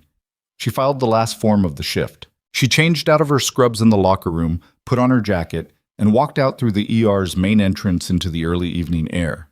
The city was doing its 5 o'clock things. Traffic. People walking. The light going amber at the edges of the buildings. She stood on the sidewalk outside Calloway Regional and breathed the outside air, which smelled like exhaust and something green and distant, and she stood there for a while, just standing. Her phone buzzed. Suarez. She answered it. "I'm okay," she said, before Suarez could speak. "I know," Suarez said. "Hargrove called me." "She didn't have to do that." "I know she didn't. She did it anyway." There was a pause. "How are you, actually?" Mara thought about the question, about the staff sergeant's breathing normalizing, about Gallagher's eyes opening in Bay 3, about the particular quality of Mercer's face when he'd looked at the folder and then when he'd seen the phone. "Tired," she said, "but okay. Are you going back tomorrow?" "Yes." "To Bay 5? "I don't know," she said. "Probably not." Suarez was quiet for a moment. Then, "Are you going to be all right with that? With whatever it becomes?" It was a real question. Suarez had known her long enough to know that what Mara had built in the last 11 months, the quiet, the ordinary rhythm, the deliberate smallness of a life designed not to require too much, had cost something to build. And that dismantling it cost something too, regardless of the cause. "Yeah," Mara said. "I think so." "You don't have to be certain." "No," she agreed. "I don't." She was about to say goodbye when she noticed the car. It had been there when she walked out. A dark sedan parked at the curb about 40 feet from the entrance. The kind of unremarkable vehicle that existed specifically to be unremarkable. She'd registered it the way she registered most things. Peripherally, automatically, filed and not examined. Now she looked at it. It hadn't moved. The engine wasn't running, but there was someone in the driver's seat, not looking at a phone, not reading, just sitting, facing the hospital entrance, facing her. "Suarez," she said, "I'll call you back." She ended the call. The car was 40 feet away. The driver was male, she thought. It was hard to tell in the evening light at this distance. He wasn't moving, just sitting. She looked at him for 5 full seconds. Long enough to make it clear she'd seen him, long enough to record what she could see. He started the engine. She took 3 steps toward the car and pulled out her phone. He pulled away from the curb. She got the last 3 digits of the plate. She stopped on the sidewalk and looked at the space where the car had been. Then she looked at her phone, at the number she'd just dialed. Hargrove picked up on the second ring. There was a car outside the hospital, Mara said. Dark sedan watching the entrance. It pulled away when I walked toward it. She gave the 3 digits of the plate. It may be nothing. It may not be, Hargrove said. There was a sound in the background. Movement. Voices. Stay where you are. I'm sending someone. Mara looked at the street. The ordinary 5 o'clock traffic. The amber light on the buildings. The dog walker she'd watched from her apartment window at 9:30 the night before, or someone very like them, moving along the sidewalk 50 feet away with the particular unhurried ease of someone whose evening contained nothing more complicated than a walk. Hargrove, she said, how long have you known this was more than a fraud case? There was a pause on the other end of the line. Since Thursday, Hargrove said. 3 days ago. Mara stood on the sidewalk. Were you going to tell me? Another pause. Shorter. Yes, Hargrove said. We were going to tell you tomorrow. Tomorrow, Mara said. We needed today to happen the way it happened, Hargrove said. Without you carrying the full weight of what we knew, because if you'd known, you would have operated differently, Mara said. Yes. She stood with that. The air, the light, the space where the car had been. How much more is there, she said. A pause that told her everything before Hargrove spoke. Enough, Hargrove said quietly, that we need to have a very different conversation than the one Aiken started with you an hour ago. The sedan's plates came back to a rental agency in Harmon Falls registered to a man named David Ostroff. Carr's team had that information within 20 minutes of Mara's call. She was still on the sidewalk, a pair of plainclothes from Hargrove's detail flanking her in the casual way of people pretending to check their phones, when Hargrove came back on the line with the name. Ostroff, Mara said. Should I know that? No, but we do. A pause with paper in it. Someone handing Hargrove something. He's a logistics consultant. His firm has 3 clients. One of them is Veltamon Medical Supply. The pieces were not subtle once you could see them. They rarely were. The sophistication of a network like this was never really in the pieces themselves. It was in the patience, the willingness to build slowly. A procurement contract here, a supply company there, a logistics consultant watching from a rental car, while the investigation closed in, making calls to burner phones that were already dead. He panicked, Mara said. They usually do when the timeline compresses faster than they planned for, Hargrove said. The ambush last night was supposed to run longer before anyone identified the compound. You cut that timeline by approximately 48 hours. And now he's driving around a dark sedan. He won't get far. We have the plate, and he doesn't know we have it. Hargrove's voice was measured, but something underneath it had sharpened. Mara, go home. Let my people do this part. She looked at the street, the space where the car had been, the plainclothes to her left who was very convincingly interested in his phone. The very different conversation, she said. The one you mentioned. Tomorrow morning, my office at Fort Calder, 8 o'clock. A pause. We'll bring Aiken. We'll bring Carr. We'll tell you everything we know. Everything. Everything we're permitted to tell you, Hargrove said, which was the more honest version, which is most of it. Mara exhaled. The evening air was cooling now, the amber light going to gray at the edges.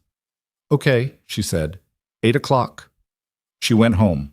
She made food she didn't particularly taste, ran a shower, sat at the table with a glass of water and her own company for a while. She thought about the morning, all of it, from the first call about the convoy to the last seconds of Gallagher's V-fib responding to defibrillation to Mercer's face when his phone lit up in a room full of people who were unraveling everything he'd built. She thought about what Hargrove had said, that they'd needed today to happen the way it happened. She wasn't sure she agreed with that, but she understood it. Sometimes you need the situation to move under its own weight before you intervene, because premature intervention changes the shape of what's possible. She knew that principle. She'd used it herself, in contexts she was no longer permitted to discuss. She went to bed. She slept badly for 4 hours and then well for 3, which was better than she'd expected. She was on Fort Calder's base by 7:40. The meeting started 8 minutes early because Hargrove had never in her career waited until the designated time if everyone was already in the room. Everything they were permitted to tell her took 40 minutes. Ostroff had been arrested at a motel outside the city at 11 the previous night. His phone, laptop, and a second burner recovered from his rental car had given Carr's team enough to map the secondary layer in full, the financial structure between Veltman, the logistics firm, and two intermediary companies that existed specifically to blur the trail. The components invoiced through Calloway Regional's procurement system had been accumulated over 18 months and moved in 3 separate shipments. A 4th shipment had been planned. It had not yet moved, which meant they'd gotten there in time.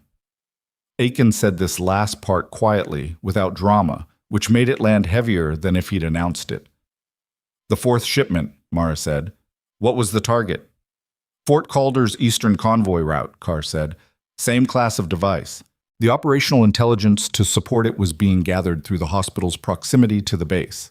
Staff who'd worked both facilities, scheduling information, the kind of ambient data you collect over years when you have a legitimate reason to be adjacent to a military installation. She sat with that. 18 months of assembly, years of positioning, the patience of people who understood that the long approach was less likely to be detected than the sudden one. How many people inside the hospital, she said. Mercer was the anchor. We believe Stills was aware of the procurement irregularities, but not the military component. He thought it was financial fraud. Carr's voice was even. That distinction matters legally, though it doesn't make him clean. And Briggs? Aiken spoke this time. Briggs was fed misinformation. He was told by his convoy's informal communication chain that a nurse at Calloway Regional had made unauthorized decisions about soldiers in her care and had a history of overstepping. He was angry, and he acted on it. He looked at Mara. He didn't know he was being used to create a paper trail that would remove you from the floor before the ambush patients arrived. Who fed him the information? A corporal in his unit who has since been identified as having a connection to Ostroff's network. Whether that corporal understood what he was facilitating, we're still working it out. Mara looked at the table. She thought about Briggs in the corridor, his face red and certain, the contempt in his voice that had felt so personal and turned out to be almost entirely constructed. It didn't make it better, exactly. The contempt had been real, even if the justification was manufactured, but it added a layer that was different from simple arrogance. He filed a formal complaint, she said. He did. Which will be formally withdrawn. Aiken looked at her directly. Along with every administrative action taken against you in the last 11 months that touched on anything Mercer's office was involved in. That landed somewhere it took her a moment to locate. Not relief, exactly. Relief would have required her to have been more afraid than she'd let herself be. Something quieter than relief. The correction of a sustained misalignment. Things returning to the position they'd always actually occupied, regardless of what the paperwork had said. The review, she said. Closed, Carr said. Effective today. She nodded once. The meeting ended with logistics. What Carr's team still needed from her, the formal debrief that would happen over the following days, the timeline for the IG's report. She gave them what they needed and answered every question and walked out of Fort Calder at 9:40 into a morning that was gray and starting to rain, the kind of steady Pacific Northwest rain that had no particular agenda and just intended to continue indefinitely. She sat in her car for a few minutes with the rain on the windshield. Then she drove back to Calloway Regional. She hadn't called ahead. She didn't have a shift today. The day off she'd technically had yesterday, which had become something else entirely. She walked in through the ER entrance and found Torres at the nursing station looking like a man who had achieved some kind of weary equilibrium with the previous day. He looked up when she came in. You didn't have to come in. I know. She looked at the board. What's the situation? The board appointed Dr. Nalini Voss, no relation, I asked, as interim trauma chief at 8 this morning. She's been here since 7. She's good. Torres said good with the particular relief of someone who had been working under not good for a long time and hadn't fully understood the contrast until now. Carr's team is still in Mercer's office, but they're almost done. The billing situation is going to take a while to untangle, but the clinical side is running. How's the staff taking it? Torres exhaled. Some of them are angry. Some of them are, I don't know, relieved but guilty about being relieved. A few people are being interviewed by Carr's team and nobody loves that. He paused. Patricia has been holding court in the break room since 7. She's been telling everyone what happened in Bay 3 yesterday. The version she tells has gotten somewhat larger than the events themselves. Mara almost smiled. How much larger? In Patricia's version, you identified the compound at 50 feet by smell. That's not accurate. No, Torres agreed. But it's a good story. She looked at the board. The morning was moving, patients coming in, being assessed, being treated, being discharged. The work that didn't stop regardless of what happened in conference rooms and federal investigations and the long, slow unraveling of things that should have been found earlier. Kelvin, she said, put me somewhere. He looked at her for a moment, then he looked at the board. Bay 2 is open. You've got a 60-year-old with chest pain who came in 20 minutes ago, and the resident is... Bay 2 is fine. She went to Bay 2. The chest pain turned out to be costochondritis, inflammation of the cartilage connecting the ribs, painful and alarming and completely benign. She explained it to the patient, a retired teacher named Harold, who had spent the last hour convinced he was having a cardiac event, with the patient thoroughness that the situation deserved. She answered his questions. She made sure he understood what to watch for. She wrote the discharge instructions in handwriting that was clear enough to actually read, which was something she'd always considered a baseline professional obligation. He shook her hand when she was done. Thank you, he said. You didn't make me feel stupid for coming in. You weren't stupid for coming in, she said. Chest pain gets a workup. That's correct. He nodded, satisfied, and she moved to the next patient. The morning went. The rain came in through the windows as gray light in the ER made its ordinary sounds, and she worked through it all in the rhythm that had sustained her for 11 months. Steady, precise, present. At noon, Patricia found her. There's something happening on the 3rd floor, she said. They're asking for you. Mara looked up from a chart. Carr's team? No, the board. Margaret Cho was in the conference room where the review had happened the day before, which struck Mara as a choice that was either accidental or deliberate. And probably deliberate. She was a woman in her late 50s, with close-cropped gray hair and the carefully maintained composure of someone who ran a major hospital board and had learned through experience that composure was not the same thing as detachment. She stood when Mara came in. That was the first thing. She stood. Interim Chief Voss was there too, a compact woman with dark eyes who Mara had not previously met, and 2 board members whose names Mara didn't catch because she was focused on Cho. Sit down, please, Cho said. They sat. Cho didn't circle around it. On behalf of the board of Calloway Regional Medical Center, she said, I want to offer you a formal and unqualified apology for the conduct of this department toward you, for the review that was initiated, for the conditions you've been working under, which we should have been aware of and were not. She paused. I want to be honest that the board has not always been as rigorous as it should have been in overseeing administrative conduct. That is a failure of governance, and it is ours to own. Mara looked at her. I appreciate that. There's more, Cho set a folder on the table. We'd like to offer you a formal role in the development of the department's new protocols for mass casualty chemical exposure.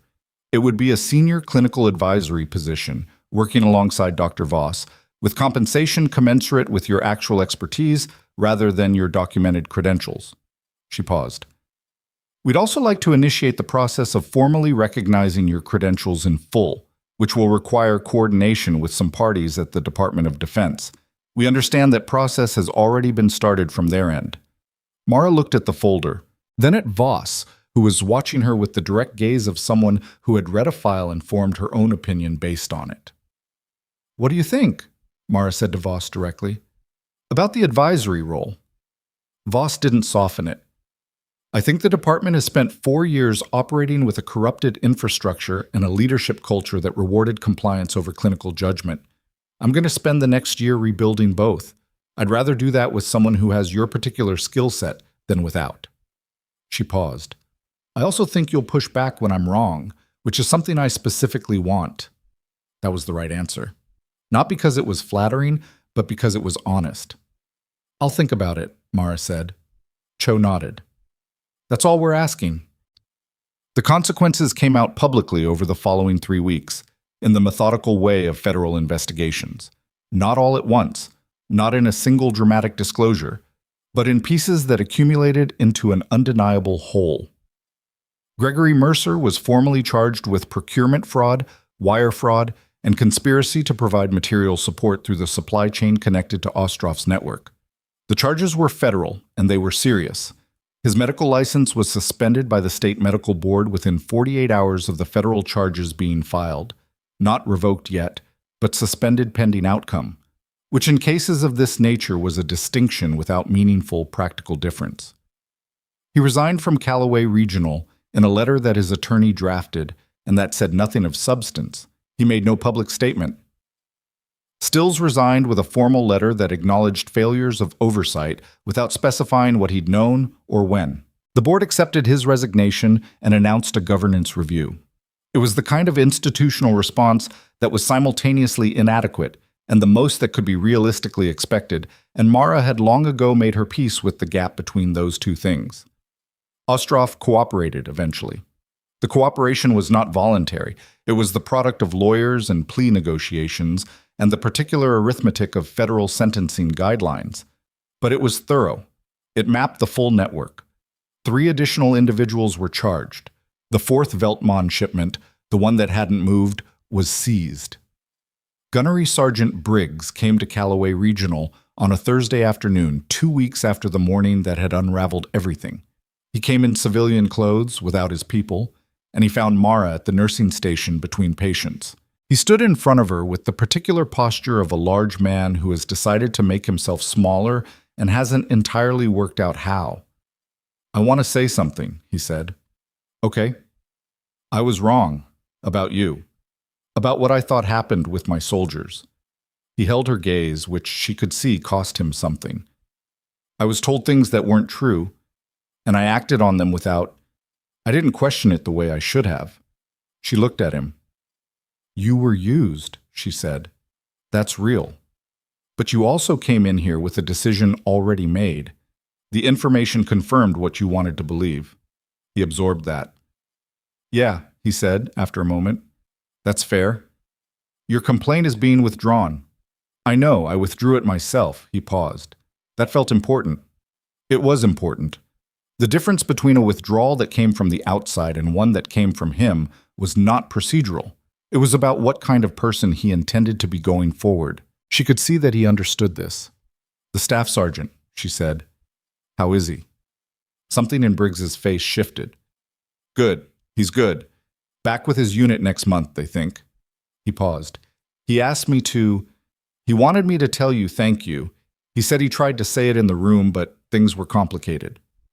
"Tell him I remember," she said, "and I'm glad." Briggs nodded. He stood there a moment longer like there was something else and then decided there wasn't. He left. She watched him go, and she thought that people were complicated, which was neither an excuse nor an absolution, but was simply true and worth holding on to. Gallagher came to the hospital on a Friday, 3 weeks after the morning he'd coded in Bay 3. He came with his wife, a direct, warm woman named Carol, who shook Mara's hand with both of hers. And he looked almost like himself, which, given the severity of his exposure, was something Brill had described as medically improbable and clinically documented.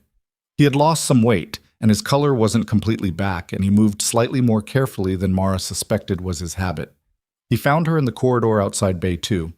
He stopped in front of her, and he looked at her for a moment, and then he said, "I'm told you ran the code." "Brill and I both ran it. Brill tells it differently." She didn't argue the point. "How do you feel?" "Like I got hit by something I couldn't see coming." He said it plainly, without self-pity. Which is apparently what happened. He paused. "My daughter wanted to come. I told her maybe next time." "How old is she?" 12. "She's dramatic. She wanted to bring a sign." He almost smiled.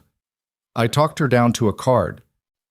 He produced it from his jacket pocket, a folded piece of paper with uneven lettering in marker that said, "Thank you for saving my dad," and had a drawing that was abstractly identifiable as a hospital.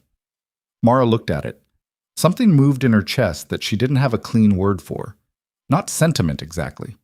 Something older and more durable than sentiment. "She can draw better than that," Gallagher said. "She was nervous." Tell her it's the best card I've gotten, Mara said. Tell her it's the only card. He looked at her. Is that true? Yes. He nodded. His wife put her hand on his arm briefly. He looked at Mara one more time with the direct gaze of someone who had been close enough to the end to know what the other side of it felt like.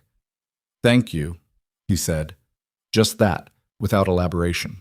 Sometimes the simple version is the right one.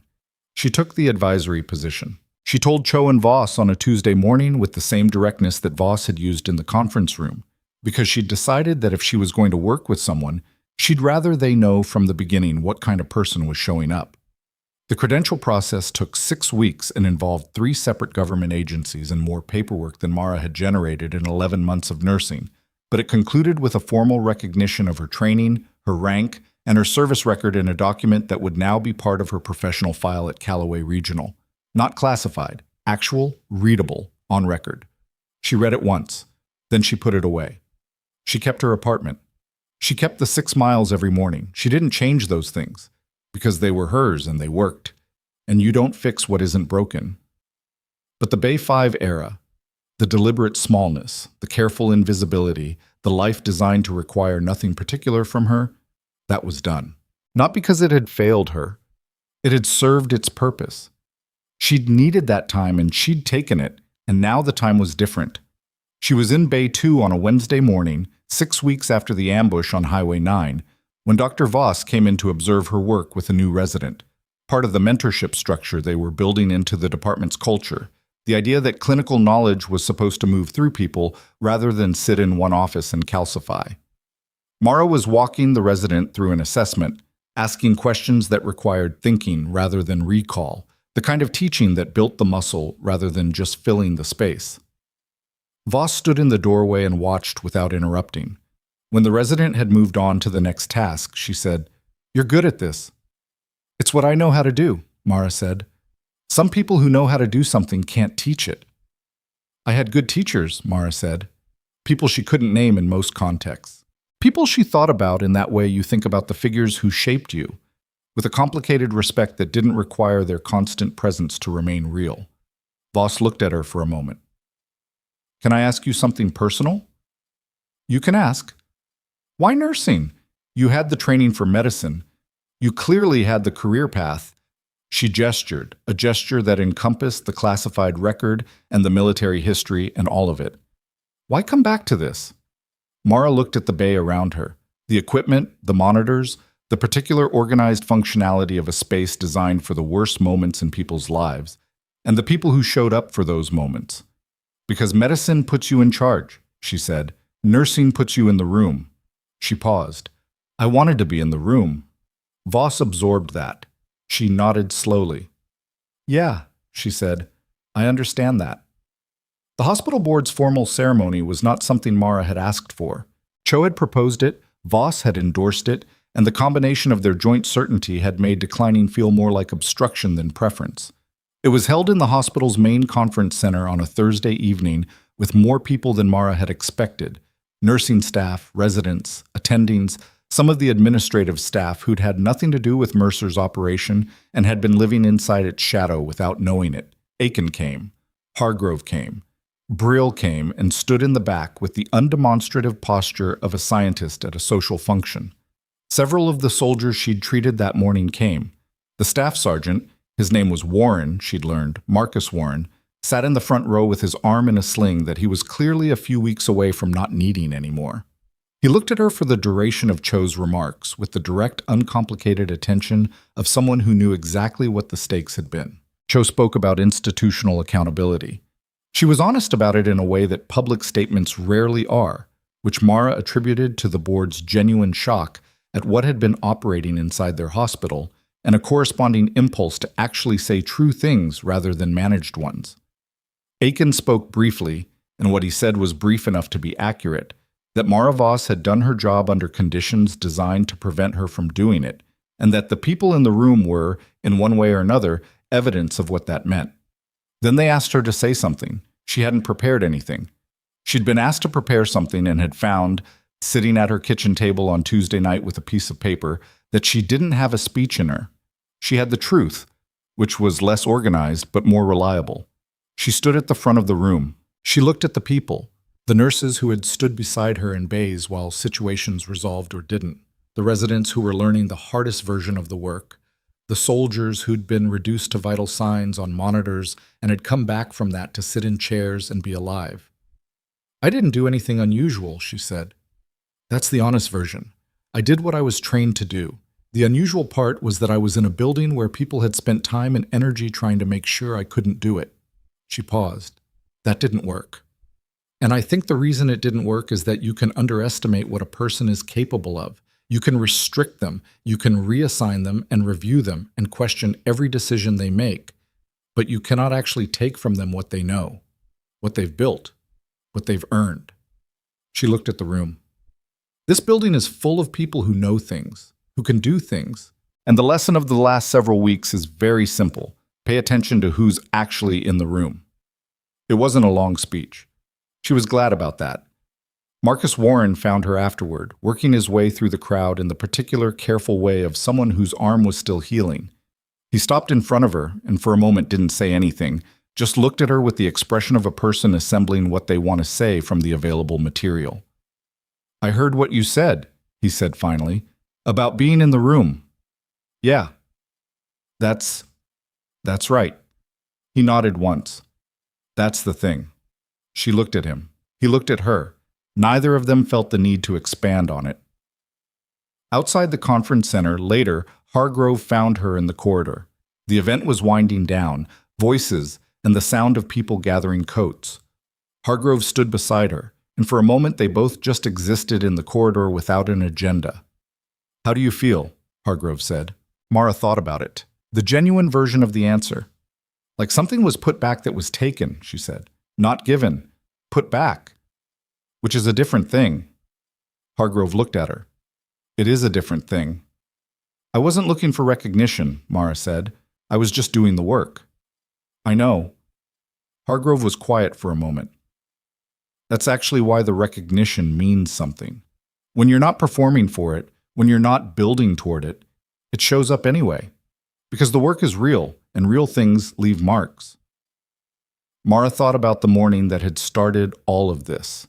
The ordinary beginning, the board, the assignments, the convoy call, the 12 hours that followed it. She thought about the specific weight of a person's chest easing under your hands, the particular quality of a monitor alarm going quiet. She thought about Bay 5 and how she'd worked in it for 11 months thinking that small was the shape the rest of her life would take, and how wrong that had been, and how the wrongness wasn't failure. It was transition. A bridge between who she'd been and who she was still in the process of becoming. No one becomes the finished version of themselves. They just keep showing up and doing the work and accumulating the knowledge and making the calls that need to be made. And sometimes the calls are hard and cost something. And sometimes the people around you don't see it. And sometimes the institution itself is working against you. You do it anyway. Not because it's clean, not because it's recognized, but because you know what you know. And what you know is worth something, and the moment you let someone else's limited vision of you determine the size of your contribution, that's the only way they actually win. Mara Voss drove home in the rain. She made tea. She sat at the kitchen table with the card from Gallagher's daughter spread open in front of her. The uneven lettering, the abstract hospital drawing, the 12-year-old's nervous gratitude made visible in marker. Thank you for saving my dad. She looked at it for a while. Then she folded it carefully and put it in the drawer where she kept things that mattered. She went to bed. She slept well. In the morning, she ran 6 miles in the rain and came back and changed and drove to Calloway Regional and walked in through the ER entrance and went to work. That was the point. That had always been the point. The work. The room. The person in front of you who needs what you know how to give. Everything else. The recognition, the vindication, the collapse of everything that had been built against her. That was the world correcting itself. Eventually, when the truth is substantial enough, the world does that. But the work was hers. It had always been hers. No one had ever actually taken it,